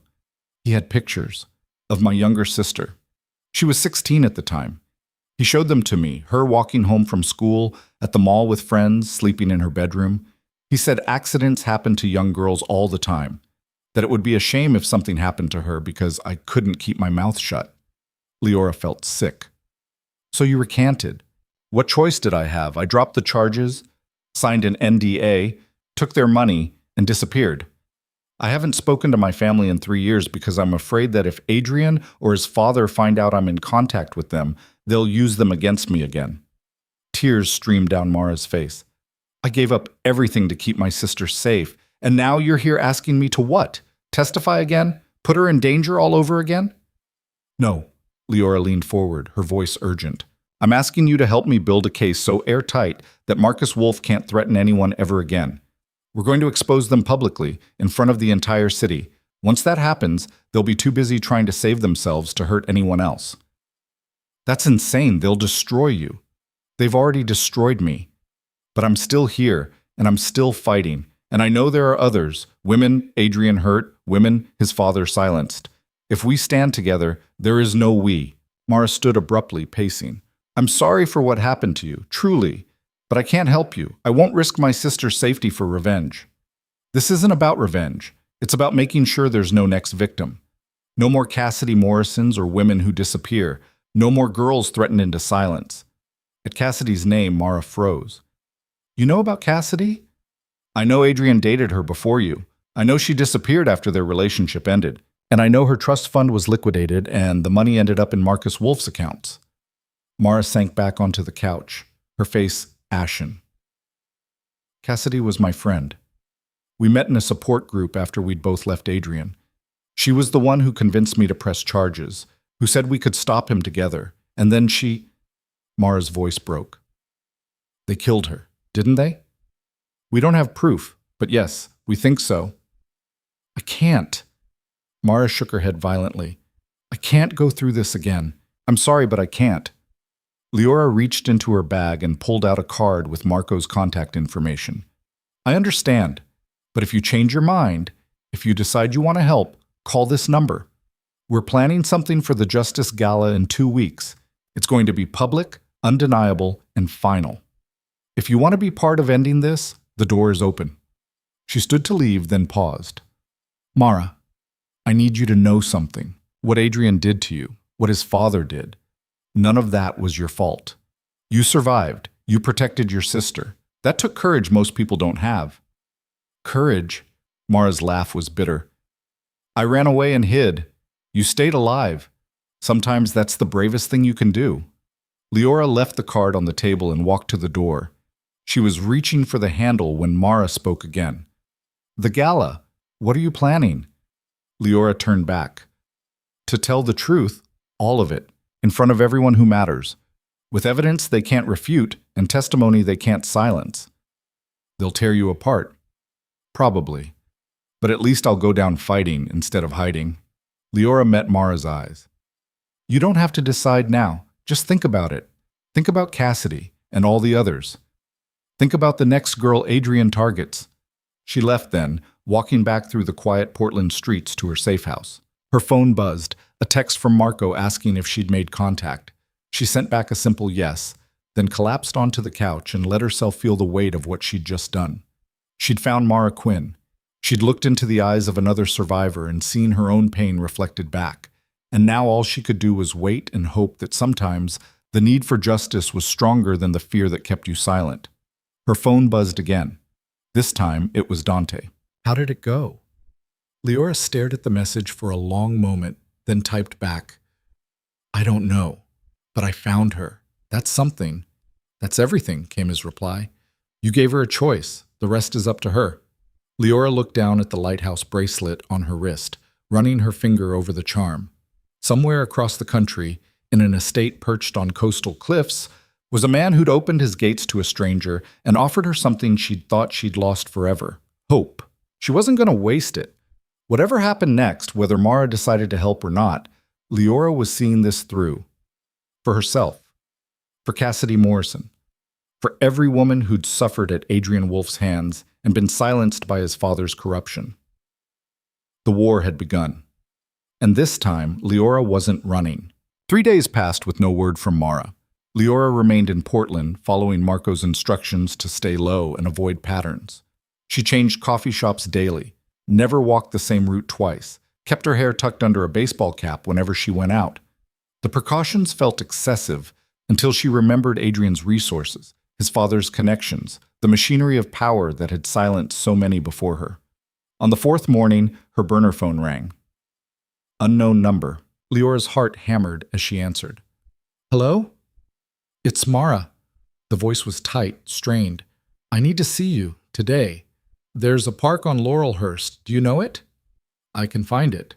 1 hour. Come alone." The line went dead. Leora immediately called Marco. "Mara wants to meet. Is it safe?" "I'll have people in the area, but at a distance. If this is a trap." "It's not." I could hear it in her voice. She's scared, but she wants to help. "Your instincts have kept you alive this long. Trust them. But Leora, keep your phone on. 1 word from you and we extract you immediately." The park was beautiful in the late morning light. All green lawns and towering trees, joggers and dog walkers creating a sense of normalcy that felt almost foreign to Leora now. She found Mara sitting on a bench near a pond, feeding ducks with trembling hands. Leora sat beside her, not speaking, just watching the water ripple as ducks fought over breadcrumbs. "I didn't sleep for 3 days, Mara said finally. "Kept thinking about what you said. About Cassidy. About the next girl." She crumbled bread between her fingers. "I called my sister yesterday. First time in 3 years. Didn't tell her why, just needed to hear her voice." "How is she?" "She's getting married next summer. To a good man, she says. Someone kind." Mara's voice cracked. "And I realized that I've spent 3 years letting Marcus Wolf control my life, even from a distance. He made one threat, and I gave him everything: my family, my home, my voice. And he's probably forgotten I even exist. But you haven't forgotten." "No." Mara finally looked at Leora, her eyes red-rimmed but determined. "I haven't forgotten, and I'm tired of being afraid." She pulled a USB drive from her pocket. "I kept records. Everything from my time with Adrian. Text messages, emails, photos of bruises, medical records from the hospital visits he'd explain away as accidents. I was going to use them for the trial, but when I recanted, I couldn't bring myself to destroy them." Leora's breath caught. "Mara, there's more. I recorded my conversation with Marcus Wolf when he threatened me. I was wearing a wire because my lawyer suggested it, thought we might need protection. I've held on to it all this time like some kind of insurance policy, but I never had the courage to use it." She pressed the drive into Leora's hand. "Until now." "Are you sure? Once we use this, there's no taking it back." "I'm sure." Mara stood, brushing crumbs from her lap. "I'm not strong enough to stand on a stage and tell my story, but this I can do. Use it. Burn them to the ground." She started to walk away, then turned back. "One more thing. There's a woman. Her name is Dr. Sarah Chen. No relation to your doctor. She runs a psychiatric facility about an hour north of here. 2 of Adrian's victims are in her care. She knows what happened to them, knows the Wolves paid for their placement to keep them quiet. She's been looking for a way to help them for years. Will she talk to me? I called her this morning, told her you might reach out. She's expecting you." Mara handed Leora a slip of paper with an address. "Leora, thank you for being brave enough to start this. Maybe by the time you're done, women like us won't have to run anymore." After Mara left, Leora sat on the bench for a long time, the USB drive clutched in her hand. She'd come to Portland hoping for a maybe, a possibility. Instead, she'd found ammunition. She called Marco. I need transport to Evergreen Heights Psychiatric Facility. And Marco, tell Dante we have evidence. Real, documented, undeniable evidence. The facility was nothing like the sterile institutions Leora had imagined. It sat on wooded grounds, more like a retreat center than a hospital, all natural light and calming colors. Dr. Sarah Chen met her in the lobby, a woman in her 60s with silver hair and sharp, intelligent eyes that missed nothing. Miss Vance, Mara called ahead. Please come to my office. They walked through quiet hallways past common rooms where patients read or played cards or simply stared out windows. Dr. Chen's office was lined with books, a large window overlooking gardens where more patients wandered under the supervision of staff. I need to be direct with you, Dr. Chen said once they were seated. What you're asking me to do violates patient confidentiality. Even with the best intentions, I could lose my license. I understand, and I wouldn't ask if there was any other way. But these women are victims who were silenced and institutionalized when they tried to speak out. Yes, I'm aware. Dr. Chen pulled 2 files from her desk. Emily Sutton and Rebecca Glass, both admitted 3 years ago after what their intake papers describe as psychotic breaks. Both were seeing Adrian Wolfe before their admissions, and both had their care paid for in advance by a trust established through Marcus Wolfe's law firm. What really happened to them? Emily tried to go to the police. She filed a report about Adrian's abuse, documented everything. The next day, she was picked up by officers claiming she'd threatened to harm herself. By the time I saw her, she'd been given enough sedatives to make her genuinely unstable. Her family, believing the police reports, signed commitment papers. Dr. Chen's voice was tight with barely controlled anger. Rebecca's story is similar. She tried to leave Adrian and he convinced her family she was having a breakdown. They institutionalized her for her own protection. Can they testify? Emily is lucid most days. She'd be capable of giving testimony if she chose to. Rebecca is more fragile, but she has moments of clarity. Dr. Chen leaned forward. But Miss Vance, you need to understand what you'd be asking of them. These women have been here for 3 years. They've been told by everyone, their families, their doctors, the legal system, that they're unreliable, that their memories can't be trusted, asking them to relive their trauma, to stand up against the men who put them here. I know. Leora's voice was quiet. Believe me, I know exactly what I'm asking, but they deserve the chance to decide for themselves whether they want to fight back. Dr. Chen studied her for a long moment. You're different from what I expected. Mara described you as determined, but I see something else. You're angry. Furious, Leora admitted. I spent 3 years being told I was crazy, that I was making things up, that I deserved what happened to me. And then I find out there are women locked away, their whole lives stolen, because they dared to speak the truth about Adrian Wolfe. So yes, I'm angry. Angry enough to burn down everything the Wolfes have built. Good. Dr. Chen stood. Anger can be a powerful motivator for change. Come with me. I'll introduce you to Emily, but the decision to help is hers alone. Emily Sutton was in the garden, sitting on a bench and drawing in a sketchbook. She was thin, almost fragile-looking, with long dark hair and eyes that seemed older than her 28 years. She looked up as Dr. Chen and Leora approached, her expression wary. Emily, this is Leora Vance. She'd like to talk with you, if you're willing. Emily's gaze fixed on Leora with unnerving intensity. You're the one Mara mentioned, the woman who got away from Adrian. Yes. And now you want to take him down? It wasn't a question. I do. But I can't do it alone. I need help from women who know the truth about what he is. Emily laughed, a brittle sound. The truth? I told the truth. It got me locked up and labeled insane. My own parents think I'm delusional. Why would anyone believe me now? Because this time, you won't be alone. This time, we have evidence, documentation, other witnesses. This time, we're not asking permission or waiting for the system to protect us. We're taking the fight directly to them. Leora sat on the bench beside her. In 10 days, there's a gala at the Grandview Hotel.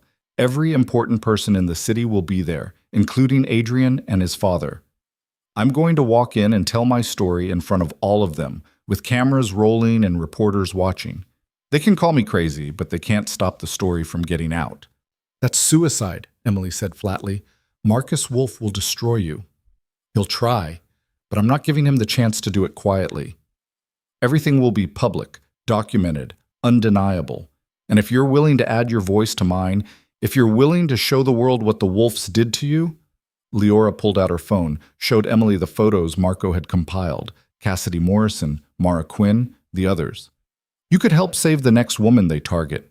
Emily stared at the photos, her hands beginning to shake. I knew Cassidy. We were in the same support group before she disappeared. And Mara, I met her once. Adrian introduced us at some party, probably got off on having two of his victims in the same room without us knowing. Her voice dropped. Is Cassidy really dead? We believe so. We just can't prove it yet. Then prove it. Prove all of it. Emily's eyes hardened. I'll testify. I'll tell everyone exactly what Adrian did and how his father covered it up. I don't care if my family disowns me all over again. I don't care if I spend the rest of my life in this place. At least I'll know I tried to stop him. Relief flooded through Leora. Thank you. Don't thank me yet. Wait and see if we survive this first. Emily closed her sketchbook. What do you need from me? A video testimony, recorded here with Dr. Chen as a witness. You don't have to go to the gala in person. I know that would be too much. But we'll play your testimony on the screens. Let everyone see what the Wolves are capable of. When? Tomorrow, if possible. We don't have much time. Emily nodded. Tomorrow, then. Dr. Chen, will you help? Of course. Dr. Chen's voice was gentle. And Emily? For what it's worth, I've always believed you. I've just never had the power to do anything about it until now. They spent the next hour planning the testimony, going over what Emily felt comfortable sharing. By the time Leora left the facility, she had commitments from both Emily and Rebecca Glass, who'd listened to their conversation from nearby and quietly asked to be included. Marco picked her up at the gates, his expression unreadable as she slid into the car. 2 more witnesses, she told him, and recorded evidence from Mara. How's Dante doing on his end? He's been busy. Marco pulled onto the highway. He tracked down Cassidy Morrison's family. Her parents are willing to talk about her disappearance, about the trust fund. And he's got forensic accountants tearing through the Wolf's financial records. We've found at least 15 shell companies tied to Marcus's extortion schemes. Is it enough? It's a start. But Leora, I need to tell you something. Marco's tone shifted, became more serious. Adrian knows you're alive. Leora's blood ran cold. How? We're not sure. But 3 days ago, someone started making inquiries, asking about a woman matching your description, checking hospitals and shelters along the coast. They haven't found you yet, but they're looking. Does he know about Portland? No, we've been careful to cover your tracks, but we need to get you back to the estate soon. It's not safe for you to be exposed like this much longer. Not yet. I need 1 more day to record the testimonies with Emily and Rebecca. Then I'll come back. Marco's jaw tightened, but he nodded. 1 more day. But Leora, if anything feels wrong, if you see anything suspicious, you call me immediately. Adrian's not just looking for you, he's hunting you, and men like him don't stop until they get what they want. That night, alone in her safe house, Leora lay awake listening to every creak and groan of the building. She kept thinking about Marco's words. Adrian was hunting her. Part of her wanted to run, to get on the next plane back to the estate and hide behind those iron gates until this was all over. But another part of her, the part that had been growing stronger since the night she collapsed in the rain, refused to back down. She'd spent 3 years being hunted, being prey. It was time to become the hunter. Her phone buzzed. Dante. Marco told me about Adrian. Come home. Leora stared at the message, her thumb hovering over the keyboard. She could almost see him in her mind, standing at his office window, looking out at the ocean, worried about a woman he barely knew but had chosen to protect anyway. 1 more day, she typed back. Then I'll come home. I promise. The response came quickly. Be safe. I'll be waiting. The next morning, Leora returned to the psychiatric facility with a video camera Marco had provided. Doctor. Chen had arranged for a private room, neutral and calm, where Emily and Rebecca could record their testimonies without pressure. Emily went first. She sat in a simple chair, hands folded in her lap, and looked directly into the camera. My name is Emily Sutton. 3 years ago, I was in a relationship with Adrian Wolf. At first, he was charming, attentive, everything I thought I wanted. But slowly, he He began to isolate me from my friends and family. He'd criticize my choices, tell me I was being paranoid when I questioned him, convince me that I needed him because I wasn't stable enough to function on my own. Her voice was steady, matter-of-fact, but Leora could see her hands trembling slightly. The abuse started small. A shove during an argument, squeezing my arm hard enough to bruise. But it escalated. By the end, I was afraid to speak without permission, afraid to leave the apartment, afraid of what he'd do if I tried to get help. When I finally found the courage to go to the police, I thought I'd be protected. Instead, within 24 hours, I was arrested for making threats against myself. I was sedated, institutionalized, and my family was told I was having a psychotic break. I've been here ever since, labeled as unreliable and delusional, while Adrian Wolfe walks free. She paused, her eyes glistening with unshed tears. But I'm not delusional. I'm not unreliable. I'm a survivor of systematic abuse who was silenced by a corrupt system designed to protect men like Adrian and his father. And I'm done being quiet. Rebecca's testimony was shorter, more fragmented, but no less powerful. She spoke about the gaslighting, the control, the way Adrian had convinced her own family that she was unstable so they'd commit her when she tried to leave him. I lost 3 years of my life, Rebecca said, her voice barely above a whisper. 3 years locked away while he moved on to his next victim. But if speaking now means he can't do this to anyone else, then it was worth it. After they finished, Dr. Chen provided written statements corroborating their accounts, documentation of their admissions, and copies of the financial records showing the Wolf-connected trust paying for their care. This is explosive, Marco said when Leora showed him the footage that evening. With Mara's recordings and this testimony, we have a pattern of abuse and systematic cover-up. The Wolfs won't be able to dismiss this as one woman's vendetta. What about Cassidy's family? They're flying in for the gala. They want to confront Marcus Wolfe publicly about what happened to their daughter. Marco's expression was grim. Dante's been coordinating with them. They're bringing their own evidence, the trust fund records, emails from Cassidy expressing fear about Adrian, everything they have. It's really happening, Leora said quietly. We're really going to do this. We are. Which means it's time for you to come home. The gala is in 7 days. We need to prepare. Make sure security is airtight. Rehearse your statement. Marco's phone buzzed and his expression darkened as he read the message. Leora, we need to leave. Now. What's wrong? One of my contacts just spotted someone asking about you at the library where Mara works. They're in Portland. They're close. He was already moving, grabbing Leora's bag and ushering her toward the door. We have a car waiting at the back entrance. We're taking you straight to the airport. Leora's heart hammered as they rushed through the building and out into the alley.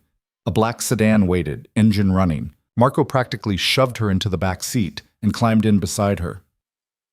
Go, he barked at the driver. They pulled out into traffic, Marco constantly checking his phone and the rear-view mirror. Leora found herself doing the same, searching for any sign of Adrian or his people. Did they find Mara? She asked. No, she's safe. But they're definitely looking for connections to you. It's only a matter of time before they piece together that you were here. The airport was 20 minutes away. Every second felt like an eternity. Leora kept expecting to see Adrian's face, and every passing car kept waiting for the moment when everything would fall apart. They made it to the private terminal without incident. The same pilot from before was waiting, the plane already prepared for takeoff. Straight shot back home, Marco said. I'll be on the next commercial flight. Dante's expecting you within 3 hours. Thank you, Leora said, for everything. Thank me by staying alive long enough to see this through. Marco's expression softened slightly. You've done good work here, Leora. Better than I expected. Those women, you gave them hope. Don't waste it by taking unnecessary risks from here on out. The flight back felt longer than the flight out, every minute stretching as Leora replayed the past week in her mind. She'd gone to Portland hoping to find one witness. She was returning with 3 testimonies, documented evidence, and the beginning of a case that could bring down one of the city's most powerful families. But she was also returning to a man who'd been waiting, worrying, risking everything he'd built to protect her. The thought of seeing Dante again made something warm unfold in her chest, something she wasn't quite ready to examine too closely. The plane landed as the sun was setting, painting the sky in shades of orange and gold. A car was waiting on the tarmac, Vincent behind the wheel, his expression as unreadable as ever. "Miss Vance," he said with a slight nod. "Welcome back. Mr. Moretti is waiting at the house." The drive to the estate was familiar now, the winding coastal road that had once been a desperate escape now feeling almost like a homecoming. When the iron gates came into view, Leora felt something in her chest relax. The gates swung open as they approached, and there, standing on the front steps of the main house, was Dante. He didn't move as the car pulled up, didn't rush forward or demand explanations. He just stood there, waiting, his dark eyes fixed on her with an intensity that made Leora's breath catch. She got out of the car, and for a moment, they just looked at each other across the distance. Then Dante moved, closing the gap between them in a few long strides. "You're back," he said, his voice rough. "I promised I would be." Without warning, Dante pulled her into his arms, holding her tightly against his chest. Leora stiffened for just a moment. 3 years with Adrian had taught her to fear sudden movements, unexpected touches. But this was different. This was safety, warmth, the bone-deep relief of coming home. She wrapped her arms around him and held on. "Don't do that again," Dante murmured into her hair. "Don't put yourself at risk like that. When Marco called and said Adrian's people were in Portland, He stopped, pulled back to look at her. "You're important to me. More important than I expected. I need you to be safe." "I am safe. I'm here." Leora looked up at him, seeing something in his expression that made her heart race for reasons that had nothing to do with fear. "And I brought back everything we need to finish this. Tell me." They went inside to Dante's office where Marco was already waiting via video call. Leora laid out everything. Mara's evidence, the video testimonies, Dr. Chen's documentation, the commitment from Cassidy Morrison's family. By the time she finished, both men were staring at her with something like awe. "This is more than I hoped for," Dante said quietly. "This is enough to destroy them." "But we need to be smart about how we use it," Marco added. "The gala is in 7 days. That gives us time to coordinate everything, make sure all our witnesses are protected, ensure the media coverage is locked down." "What about security?" Leora asked. "The Wolves will have people at the gala. The moment I show up..." "You won't be alone." Dante's voice was firm. "You'll walk in with me, and I'll have my best people positioned throughout the venue. If Marcus or Adrian try anything, they'll find themselves very quickly outmaneuvered." "Are you sure you want to do this?" Leora looked between them. "Once we go public, once we make this stand, there's no going back. The Wolves will come after all of us. Let them try." Dante's expression was cold, dangerous. "I've spent years watching corrupt men hide behind their badges and titles. I'm done watching. It's time they learned that power has limits." The next 7 days passed in a blur of preparation. Marco coordinated with lawyers to ensure every piece of evidence was documented and legally sound. Vincent ran security drills, planned exit strategies, prepared for every possible scenario. Elena helped Leora choose a dress for the gala, something elegant but strong, midnight blue that made her look fierce rather than fragile. And through it all, Dante was there. Planning, preparing, but also just present. They had dinner together every evening, conversations ranging from strategy to Shakespeare to silence that felt comfortable rather than heavy. Leora found herself seeking out his company, found herself relaxing in ways she hadn't thought possible. 3 days before the gala, Mara called. "I'm coming," she said without preamble. "I know I said I couldn't do it in person, but I've been thinking, if Emily and Rebecca can be brave enough to record their stories, if Cassidy's parents can face her killers, then I can stand on that stage with you." "Mara, you don't have to." "I know I don't have to. I want to. I'm tired of hiding. And maybe, if my sister sees me standing up to them, she'll understand why I had to disappear, why I had to protect her." "Then we'll stand together," Leora said. "All of us." The night before the gala, Leora stood in the library, looking out at the dark ocean and thinking about everything that had led to this moment. Tomorrow, she would walk into a room full of the city's elite and powerful, would look Adrian Wolfe in the eye, and would tell the truth about what he was. She might be destroyed. She might be discredited, dismissed, or worse, but she would speak anyway. "Can't sleep?" Leora turned to find Dante in the doorway, still dressed from dinner earlier. Too much on my mind. He crossed to stand beside her at the window. Second thoughts? Thousands of them, but I'm not backing down. I know you're not. Dante was quiet for a moment. Leora, after tomorrow, everything changes. Win or lose, your life will never be the same. Are you ready for that? No, but I'm doing it anyway. She looked up at him. Why did you really help me, Dante? And don't say it's because I asked. There's more to it than that. Dante's jaw tightened. I told you about my mother, about how she tried to escape my father and failed. What I didn't tell you is that I was the one who was supposed to protect her that second time. She made me promise to take my sister and run, to not look back no matter what happened. And I did. I ran. I saved my sister, but I left my mother behind and she died because of it. That wasn't your fault? I know. Logically, I know that. But it doesn't change the fact that I've spent 20 years wondering if things could have been different. If I'd been stronger, braver, if I'd fought back instead of running. He turned to face her fully. So when you showed up at my gates, when I saw the same fear in your eyes that I saw in my mother's, I made a different choice. I chose to fight. For you, yes. But also for her. For the chance I never got to protect someone who needed it. Leora felt tears prickling at her eyes. Without thinking, she reached up and cupped his face with her hand. You saved me, Dante. You gave me a chance to fight back. That's more than anyone else has ever done. Dante covered her hand with his own, his eyes intense. Tomorrow, when you walk into that ballroom, you're not going to be alone. I'll be right beside you. And if the wolves try anything, I know you'll protect me.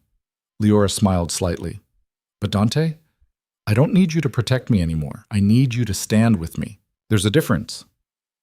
Then that's what I'll do. He leaned down, pressing his forehead against hers.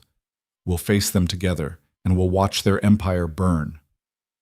They stood like that for a long moment, two people who'd both lost too much finding strength in each other. Tomorrow would bring war, but tonight they had this, a quiet moment of peace before the storm. And it was enough. The morning of the gala dawned clear and bright, sunlight streaming through Leora's windows and painting everything gold. She stood in front of the mirror, barely recognizing the woman staring back at her. The midnight blue dress Elena had chosen fit perfectly, elegant and strong, with long sleeves that covered the fading scars on her arms. Her hair was styled simply, pulled back to reveal her face rather than hide behind it. She looked like someone who could walk into a room full of powerful people and demand they listen. She looked like a survivor. A knock at the door pulled her from her thoughts. Come in. Dante entered, and for a moment he just stopped and stared. He wore a perfectly tailored black suit that made him look every inch the powerful man he was, but it was the expression on his face that took Leora's breath away. Pride, admiration, and something deeper that neither of them had named yet. You look remarkable, he said quietly. I look terrified. That too. But you wear it well. He crossed to her, holding out a small box. I have something for you. Inside was a delicate necklace, a simple silver chain with a small pendant shaped like a phoenix rising from flames. Rebirth, Dante said as he fastened it around her neck. You died in that storm and came back stronger. Tonight, you rise from the ashes of what they tried to make you and show them who you really are. Leora touched the pendant, feeling its weight against her skin. What if I freeze? What if I get up there and can't speak? Then I'll speak for you, or Mara will, or we'll play the video testimonies and let them do the talking. But Leora, he turned her to face him. You won't freeze. I've watched you over these past weeks. You've found your voice again. You're not going to lose it now. A text buzzed on Dante's phone. He glanced at it and nodded.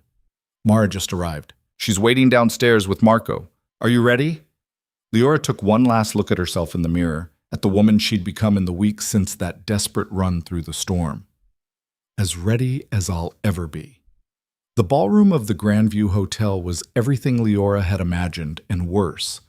Crystal chandeliers cast warm light over hundreds of guests in evening wear, all of them powerful, connected, exactly the kind of people who'd kept the Wolf's secrets for years. A stage dominated one end of the room, set up for the evening speakers and presentations. Camera crews from local news stations lined the walls, ready to broadcast the event. And there, Near the front of the room, standing with a group of city officials and looking every inch the respected public servant, was Marcus Wolf. Tall, silver-haired, distinguished, the kind of man people instinctively trusted. Beside him, laughing at something a councilwoman had said, was Adrian. Leora's steps faltered the moment she saw him. 3 years since she'd left, but he looked exactly the same, golden hair perfectly styled, that charming smile that had fooled her so completely, the easy confidence of someone who'd never faced real consequences. He was holding a glass of champagne, his other hand resting possessively on the arm of a young woman who couldn't have been more than 23. The next victim. The thought hit Leora like a physical blow. Dante's hand tightened on her arm. Breathe. You don't have to look at him. But Leora couldn't look away, because in that moment, seeing Adrian with another woman, another target, she felt something shift inside her. The fear that had been her constant companion for 3 years began to transform into something else, something fierce and burning and absolutely unafraid. He's already moved on, she said quietly. Already found someone new to hurt. Not for long, Mara said from behind them. She'd arrived with Marco dressed in simple black, her face set with determination. After tonight, that girl will know exactly what he is. They all will. The 4 of them, Leora, Dante, Mara, and Marco, made their way through the crowd. Leora felt eyes tracking them, heard the whispers start. Dante Moretti rarely attended these kinds of events, and when he did, people noticed. His presence here, with Leora on his arm, was already causing speculation. Vincent appeared at their side, speaking quietly into Dante's ear. Cassidy Morrison's parents just arrived. They're in position near the stage. Dr. Chen is here as well, with video testimony queued up. Everything's ready. Good. Dante's voice was calm, but Leora could feel the tension in his body. What about the Wolves? They haven't noticed Miss Vance yet, but it's only a matter of time. That time came exactly 3 minutes later. Leora was accepting a glass of water from a passing waiter when she felt it, that familiar prickle of awareness that came from being watched. She turned and found herself looking directly into Adrian's eyes across the crowded room. For a moment, they just stared at each other. Leora watched emotions flicker across Adrian's face, shock, disbelief, rage, and finally that cold calculation she knew so well. His hand tightened on his companion's arm hard enough to make the girl wince. Then he smiled, that charming public smile that didn't reach his eyes, and started walking toward them. Leora. Dante's voice was low, steady. Remember what we planned. You don't have to speak to him. But Leora found she wanted to, needed to, because this time she wasn't running. This time she had the power. Adrian stopped a few feet away, his smile never faltering even as his eyes burned with fury. Leora. What a surprise. I've been so worried about you. I'm sure you have. Her voice came out stronger than she expected. You disappeared so suddenly. I've had people searching everywhere. Your family will be relieved to know you're safe. He glanced at Dante, his expression flickering with barely concealed contempt. Though I'm surprised at the company you're keeping now. I would have thought you'd have better judgment than to associate with criminals. Funny, Leora said. I was just thinking the same thing about the 3 years I spent with you. Adrian's smile tightened. Behind him, Marcus Wolf had noticed the confrontation and was making his way over, his expression stern with manufactured concern. Leora, dear, you're clearly not well, Adrian said, his tone shifting to that patronizing gentleness that used to make her doubt her own sanity. Why don't we go somewhere quiet and talk? I can help you get the treatment you need. I don't need treatment. I need you and your father to answer for what you've done. What I've done? Adrian laughed, the sound perfectly calibrated for the growing audience around them. Leora, sweetheart, I think your memory is confused. I took care of you, loved you, and this is how you repay me, by running off with, by escaping, Leora interrupted, her voice ringing clear. By running for my life when you tried to kill me that night in the storm. The murmurs around them grew louder. Marcus Wolf reached them, his hand landing on Adrian's shoulder in a gesture that looked fatherly but was clearly meant to silence him. Miss Vance, Marcus said smoothly, I understand you've been through a difficult time. My son has told me about your struggles with mental health. If you need help, we can arrange. I don't need your help. I need you to stop lying." Leora looked around at the gathered crowd, at the cameras that were starting to turn their way. "I need everyone here to know what you are, what your son is, what you've both been doing for years." "This is harassment," Marcus said, his voice hardening. "Security. Touch her, and you'll regret it." Dante's voice was quiet but carried absolute authority. Around them, Leora saw Vincent and several other men moving into position, their presence a subtle but unmistakable threat. The ballroom had gone almost silent now, everyone watching the confrontation unfold. The master of ceremonies approached, looking flustered. "Perhaps we should all take a moment to calm down." "An excellent idea," Marco said, appearing at the man's elbow. "Why don't we move this to the stage?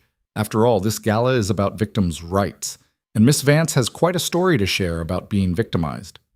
Marcus's expression went cold. "This is not the appropriate venue. It's the perfect venue," Mara said, stepping forward. Her voice shook slightly, but she didn't back down. "A gala honoring justice, hosted by the DA's office. Where better to expose how that office has been covering up crimes for years?" Adrian's mask finally slipped, his handsome face twisting with rage. "Mara, I should have known you'd be involved in this. Still bitter about how things ended between us." "Still traumatized by what you did to me," Mara shot back. "Still furious that your father threatened my sister to keep me quiet, but not quiet anymore." The crowd was murmuring louder now, phones coming out to record, news cameras swiveling to capture everything. Marcus Wolf looked around, clearly calculating his options, and seemed to realize he was trapped. If he tried to shut this down forcibly, it would look like suppression. If he let it play out, he risked exposure. Either way, he was losing control of the narrative. "Fine," he said finally, his voice tight. "If Miss Vance wants to make wild accusations in front of the entire city, let her, but she should be prepared for the consequences of slander." "I'm not worried about slander," Leora said, "because everything I'm about to say is true, and I have proof." Marco was already moving, coordinating with the AV team. Within minutes, the stage was set. Leora stood at the podium, looking out at hundreds of faces, some curious, some skeptical, some already sympathetic. The cameras were rolling live, broadcasting to every major news outlet in the city. And there, in the front row, sat Adrian and Marcus Wolf, their expressions carefully neutral, but their eyes burning with barely contained fury. Dante stood just off stage, close enough to reach her if needed. Mara was beside him, her face pale but determined. And in seats near the back, Leora could see Cassidy Morrison's parents, holding each other's hands and waiting for their moment to speak. Leora gripped the podium, her heart hammering so hard she could barely hear her own thoughts. For a moment, the old fear tried to rise up, tried to convince her she was making a mistake, that she should apologize and disappear before it was too late. Then she looked at Adrian, saw the cold confidence in his eyes, the certainty that she would break, that she would run just like all the others, and she began to speak. "My name is Leora Vance. 3 years ago, I met a man named Adrian Wolf. He was charming, successful, everything I thought I wanted. I didn't know that I was walking into a carefully constructed trap. I didn't know that he was a predator who specialized in isolating vulnerable women and breaking them down until they had nothing left." The room was dead silent now. Adrian's smile had frozen on his face. "For 3 years, Adrian controlled every aspect of my life. He cut me off from my friends, my family, my career. He convinced me I was unstable, that I needed him to survive. And when I tried to leave, when I questioned him, he hurt me. Not just emotionally, but physically. He broke my ribs once during an argument. He strangled me until I passed out. He locked me in rooms for days at a time to teach me lessons about obedience."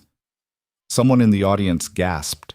Adrian started to stand, but his father's hand on his shoulder forced him back down. "And when I finally escaped, when I ran through a storm in bare feet because I'd rather die than spend one more night under his control, his father, District Attorney Marcus Wolf, tried to have me declared mentally incompetent, tried to use his position and power to drag me back to his son." Leora paused, letting her words sink in. Then she nodded to Marco. The screens behind her lit up with images, medical records from Dr. Chen documenting Leora's injuries, bank statements showing how Adrian had controlled her finances, emails and texts where he threatened her, manipulated her, gaslit her. "But I'm not the first victim. I'm not even the fifth." Leora's voice grew stronger. Adrian Wolfe has a pattern of targeting vulnerable women. And when those women try to escape or expose him, his father uses his position as district attorney to silence them. The screen changed to show photos of other women. Cassidy Morrison, smiling and alive in pictures provided by her parents. Emily Sutton and Rebecca Glass, their faces somber as they stared into the camera. Mara Quinn, standing beside Leora now in solidarity. Cassidy Morrison dated Adrian 6 years ago. She tried to leave him. 3 months later, she disappeared. Her trust fund was liquidated, and the money ended up in accounts controlled by Marcus Wolfe's law firm. Her body has never been found. Cassidy's mother let out a sob. Her father stood, his face grief-stricken and furious. "My daughter was murdered, and this man covered it up." Security moved toward him, but Dante's men were faster, positioning themselves protectively. The cameras caught everything. Emily Sutton and Rebecca Glass both tried to press charges against Adrian, Leora continued. Both were institutionalized and labeled mentally ill before they could testify. Both have been locked away for 3 years, silenced and discredited, and both are ready to tell their stories now. The screen shifted to video testimony. Emily appeared first, her face calm and steady as she described her relationship with Adrian. The abuse? The way Marcus Wolfe had orchestrated her commitment to a psychiatric facility to keep her from testifying. Then Rebecca, her voice softer, but no less powerful, detailing the same pattern of abuse and systematic silencing. Adrian was on his feet now, his face flushed. "This is ridiculous. These women are clearly disturbed. My father and I have done nothing but try to help." "Help?" Mara's voice cut through his protest. She walked onto the stage, pulling a small recording device from her pocket. "Is this what you call help?" She pressed play. Marcus Wolfe's voice filled the ballroom, cold and threatening, as he described exactly what would happen to Mara's sister if she didn't recant her testimony. The recording was crystal clear, damning, undeniable. The crowd erupted. Reporters surged forward, shouting questions. Marcus Wolfe stood, his face ashen, trying to make his way toward the exit. But police officers, real ones, not ones on his payroll, were already moving in, directed by investigators who'd been waiting for exactly this moment. "Marcus Wolfe, you're under arrest for obstruction of justice, witness intimidation, and conspiracy to commit fraud," one of them announced, loud enough for the cameras to catch. Marcus's carefully constructed mask of respectability finally shattered. "This is a setup. These accusations are false. I have rights." "You have the right to remain silent," the officer continued, snapping handcuffs onto his wrists. Adrian tried to run. He actually turned and tried to push through the crowd, but Vincent and Marco were there blocking his path. More officers closed in. "Adrian Wolfe, you're under arrest for assault, kidnapping, and conspiracy. Additional charges pending investigation into the disappearance of Cassidy Morrison." "No!" Adrian's voice was shrill now, desperate. He looked around wildly, searching for anyone who would help him. His eyes landed on Leora, and for a moment she saw real fear there. "Leora, please, tell them this is all a misunderstanding. Tell them the truth." Leora descended from the stage, walking toward him with her head held high. "That you're a monster who hides behind charm and family connections? That you've destroyed lives and felt no remorse? That you would have killed me if I hadn't run?" She stopped directly in front of him, close enough to see the panic in his eyes. "I am telling them the truth. Finally." Adrian lunged at her, breaking free from the officers for just a moment. But Dante was faster, stepping between them and catching Adrian's wrist in an iron grip. "Don't," Dante said quietly, his voice deadly calm. "Give me an excuse, please." For a moment, the two men faced each other. Then Adrian seemed to crumple, all his charm and confidence draining away as the officers pulled him back and secured the handcuffs. The ballroom erupted in chaos, reporters shouting questions, guests talking over each other, cameras flashing. But Leora barely heard any of it. She was watching Adrian being led away in handcuffs, Marcus Wolfe shouting about his lawyers and his rights, both of them finally facing consequences. Mara appeared at her side, tears streaming down her face. "We did it. We actually did it." "You did it," Cassidy Morrison's mother said, approaching them with her husband. "You gave my daughter a voice when we thought she'd been silenced forever." "Thank you." More people came forward. Women who'd heard rumors about Adrian but never felt safe speaking up. Prosecutors who'd suspected Marcus Wolf's corruption but lacked proof. Survivors of other crimes who'd been dismissed by the DA's office. The floodgates had opened, and everything the Wolves had buried was finally coming to light. Through it all, Dante stayed close to Leora's side, a steady presence in the chaos. When the reporters became too aggressive, he and Vincent created a protective barrier. When Leora's legs started to shake from adrenaline crash, he was there to steady her. "We need to get you out of here," he said quietly. "This is going to get worse before it gets better." But Leora shook her head. "Not yet. I need to see them taken away. I need to know it's really over." So they stayed, watching as Adrian and Marcus were led out of the hotel in handcuffs, cameras documenting every moment. The young woman Adrian had brought to the gala, his next intended victim, watched with wide, terrified eyes, perhaps realizing how close she'd come to being the next Leora, the next Emily, the next name on a list of broken women. It was only after the police cars had driven away, after the crowd had begun to disperse and the reporters had filed their stories, that Leora finally allowed herself to collapse. Dante caught her, lifting her into his arms without a word and carrying her out through a back entrance where Marco had a car waiting. The drive back to the estate passed in a blur. Leora was dimly aware of Mara in the seat beside her, of Marco on the phone coordinating with lawyers and investigators, of Vincent driving with his usual calm efficiency. But mostly she was aware of Dante's arm around her shoulders, keeping her grounded, keeping her safe. By the time they reached the estate, the first news reports were already breaking. Every major outlet was running the story. District Attorney and son arrested on multiple charges. Video testimonies expose systematic abuse and cover-up. Victims come forward after years of silence. The Wolf's empire was crumbling in real time, every news cycle bringing new revelations, new victims, new evidence of their crimes. Elena met them at the door, her expression fierce with pride. "You are magnificent, all of you. Come. I've prepared rooms for Miss Quinn and food for everyone." But Leora couldn't eat, couldn't sleep, couldn't do anything but pace the library and watch the news coverage roll in. The story was everywhere. International outlets were picking it up.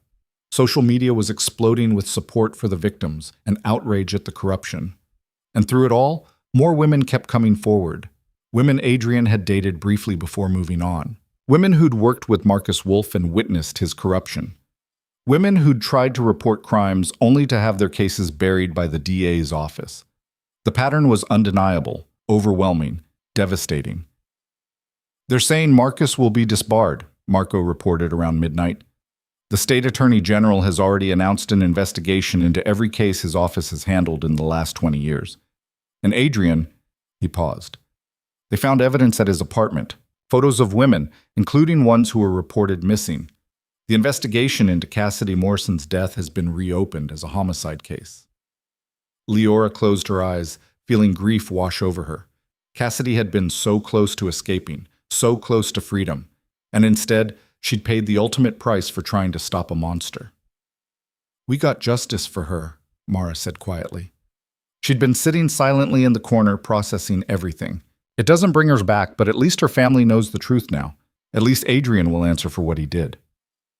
The next few days were a whirlwind of legal proceedings, media interviews, and coordinating with prosecutors.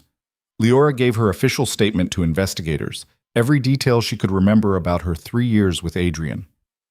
Emily and Rebecca were released from the psychiatric facility, their commitments deemed fraudulent and coerced. Dr. Chen testified before a grand jury about the systematic abuse of the mental health system to silence victims. And slowly, the full scope of the Wolf's corruption emerged. Marcus had been running protection rackets for 15 years, using his office to extort business owners and silence anyone who threatened his power. Adrian had attacked at least 8 women over the course of a decade, with 3 deaths now being investigated as potential homicides. Their network of enablers, lawyers, judges, police officers who'd looked the other way, began to unravel as people rushed to cooperate in exchange for immunity. Through it all, Leora stayed at the estate, processing, healing, trying to figure out what came next. The woman who'd collapsed at these gates 5 weeks ago felt like a different person. That woman had been broken, terrified, convinced she had no power. This woman had stood on a stage in front of the entire city and exposed the men who'd tried to destroy her. She was sitting in the library one evening watching the sunset paint the ocean gold when Dante found her. "The prosecutor called," he said, settling into the chair beside her. "They're offering Adrian a plea deal, life in prison without parole in exchange for testimony against his father and the others in their network. Will he take it?" "His lawyers are recommending it.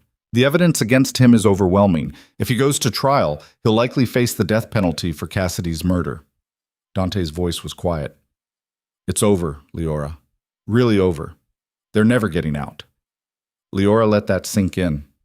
Over. Adrian would spend the rest of his life in prison. Marcus would die behind bars. Their empire of corruption and abuse had been completely dismantled. The women they'd hurt finally had justice. So why didn't she feel more victorious? "What's wrong?" Dante asked, reading her expression. "I don't know. I thought I'd feel different. Triumphant or relieved or something. But mostly I just feel empty." She looked at him. "What do I do now? This fight has consumed me for weeks. And now that it's over, I don't know who I am without it." Dante reached over and took her hand, his touch warm and solid. "Now you rebuild. You figure out who Leora Vance is when she's not running or fighting or surviving. You live. I don't even know how to do that anymore. Then you learn, and you don't have to do it alone." He paused. "Unless you want to. The offer still stands. New identity, new city, fresh start somewhere far from here. I can arrange it all if that's what you need." Leora realized she was still wearing the lighthouse bracelet he'd given her. She touched it, remembering what he'd said, a safe harbor to return to. "What if I don't want to leave?" Dante's expression shifted, hope flickering in his dark eyes. "Then you stay, for as long as you want. This is your home, Leora, for as long as you need it to be." "And what about you?" The question came out softer than she intended. "Where do you fit in this new life I'm supposed to build?" "Wherever you want me to." Dante's voice was rough, vulnerable in a way she'd rarely heard. "I told you before, you're important to me. More important than I expected. These past weeks, having you here, fighting beside you, watching you become the woman you were always meant to be, I don't want that to end." "I'm still broken," Leora said quietly. "Still healing. I don't know if I'm ready for... I'm not asking for anything you're not ready to give. I'm just saying that whenever you are ready, if you are ready, I'm here. And if you're never ready, if you decide you need to find your own path without me, I'll accept that too." "Your choice, Leora. Always your choice." Leora looked at this man who'd opened his gates to a stranger, who'd risked everything to help her fight back, who'd stood beside her without demanding anything in return.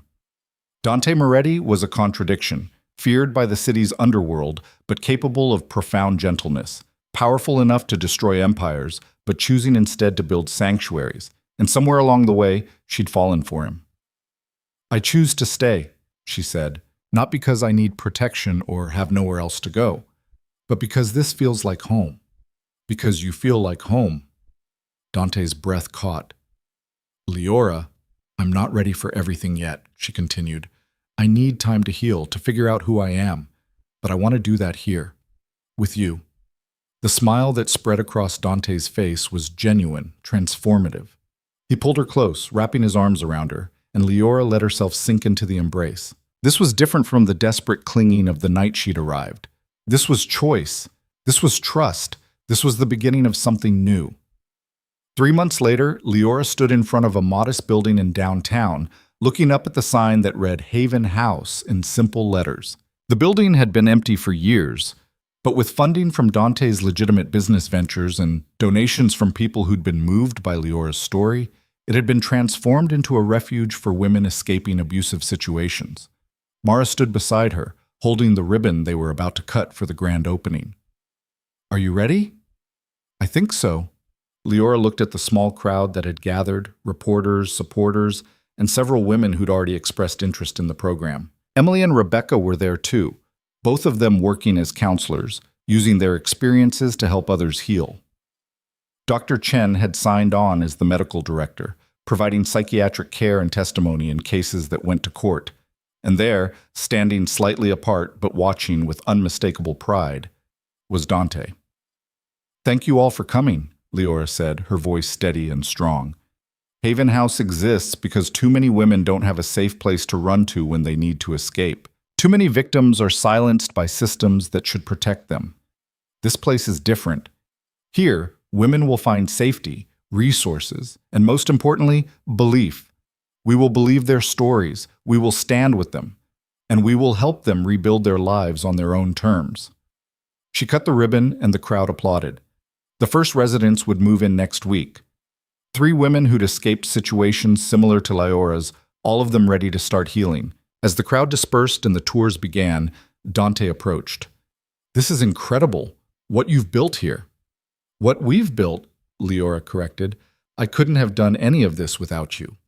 You absolutely could have. You're the strongest person I've ever met, Leora Vance. Second strongest, she countered with a slight smile. Your mother fought her whole life. I just fought for a few weeks. My mother would have loved you. Dante's voice was soft. She would have been proud of what you've accomplished. They stood together, watching women tour the facility, imagining the lives that would be saved within these walls. The trial had concluded 2 weeks ago. Adrian sentenced to life without parole, Marcus to 35 years for his role in multiple crimes. Their network of enablers had been dismantled, replaced by prosecutors and officials committed to actual justice. The city was healing, and so was Leora. I've been thinking, she said, about what comes next. Haven House is important, but there's more work to do. More women who need help, more systems that need changing. What are you proposing? A foundation. Something bigger than just this building. We provide legal support for victims, fund investigations into corruption, offer relocation assistance for women who need to disappear. We become the resource I wish had existed when I was trapped. Dante studied her face. That's a massive undertaking. I know, but I can't do it alone. I'd need a partner, someone who understands power dynamics, who has resources and connections, who's willing to fight for people who can't fight for themselves. She looked at him directly. I'd need you. You already have me. Dante's expression was serious, committed. Whatever you need, wherever this goes, I'm with you. That evening, after the opening celebrations had ended and the guests had gone home, Leora and Dante stood on the cliffs behind the estate, looking out at the ocean. The sun was setting, painting everything in shades of orange and gold. It reminded Leora of that first night, when she'd collapsed at the gates and Dante had made the choice to open them. Do you ever regret it? She asked. Helping me? Everything that came after? Not for a second. Dante turned to face her. You changed everything, Leora. My whole life, I've been trying to figure out how to use my power for something meaningful. You showed me how. By letting a half-dead woman into your house? By choosing compassion over convenience? By standing up to corruption even when it was dangerous? By proving that sometimes the bravest thing you can do is open a door for someone who needs it? Leora leaned against him, feeling his arms come around her. Over the past months, they'd grown closer in careful increments. Shared meals turning into long conversations, casual touches becoming more deliberate, the space between them gradually closing as Leora healed and learned to trust again. I love you, she said quietly. The words felt momentous, terrifying, and absolutely right. I don't know when it happened, but somewhere between opening those gates and standing beside me through everything that followed, I fell in love with you. Dante's arms tightened around her. I love you too. Have for a while now. I was just waiting for you to be ready to hear it. I'm ready. Leora turned in his arms, looking up at him. For all of it. For love, for partnership, for building something meaningful together. I'm ready to stop just surviving and start actually living. Dante kissed her then, gentle and careful and full of promise. It was nothing like the desperate passion of movies. It was better. It was real, earned through weeks of trust building and respect, grounded in genuine understanding of who they both were. When they pulled apart, Leora was smiling, a real smile, unforced and genuine. So what do we do now? Now? Dante took her hand. Now we go inside, have dinner with Mara and Marco and Elena and everyone else who's become our strange little family. Tomorrow we start planning the foundation, figuring out how to help more women, changing more systems. And the day after that, we keep going, keep building, keep fighting for people who need it. That sounds perfect. They walked back toward the house together, hand in hand. The lights were on inside, warm and welcoming. Through the windows, Leora could see Elena setting the table, Marco gesturing animatedly as he told some story, Mara laughing at whatever he was saying. Home, family, safety, love. All the things she'd thought she'd lost forever, found again in the last place she'd expected. The gates that had once been her salvation now stood open, not because they had to be, but because Leora had chosen to open them. She'd spent 3 years trapped behind walls of control and fear. Now she was free, truly free, to build walls only when she wanted them and tear them down when she didn't. And standing beside her, holding her hand and promising to face whatever came next together, was a man who'd learned that real power wasn't about control or fear. It was about choosing when to show mercy, when to open doors, and when to stand beside someone and fight. The woman who'd run through that storm barefoot and terrified was gone. In her place stood Leora Vance, survivor, advocate, fighter, lover. A woman who'd looked her monsters in the eye and refused to blink. A woman who'd transformed her pain into purpose and her survival into salvation for others. The storm had ended. The war was won. And now, finally, she could rest in the peace she'd fought so hard to claim.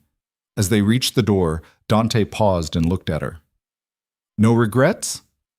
Leora touched the lighthouse pendant at her neck, the phoenix rising from flames, all the symbols of the journey that had brought her here. Then she looked at the man beside her, the house full of people who'd become her chosen family, and the future that stretched out before them full of possibility. Not a single one, she said. And together, they walked inside.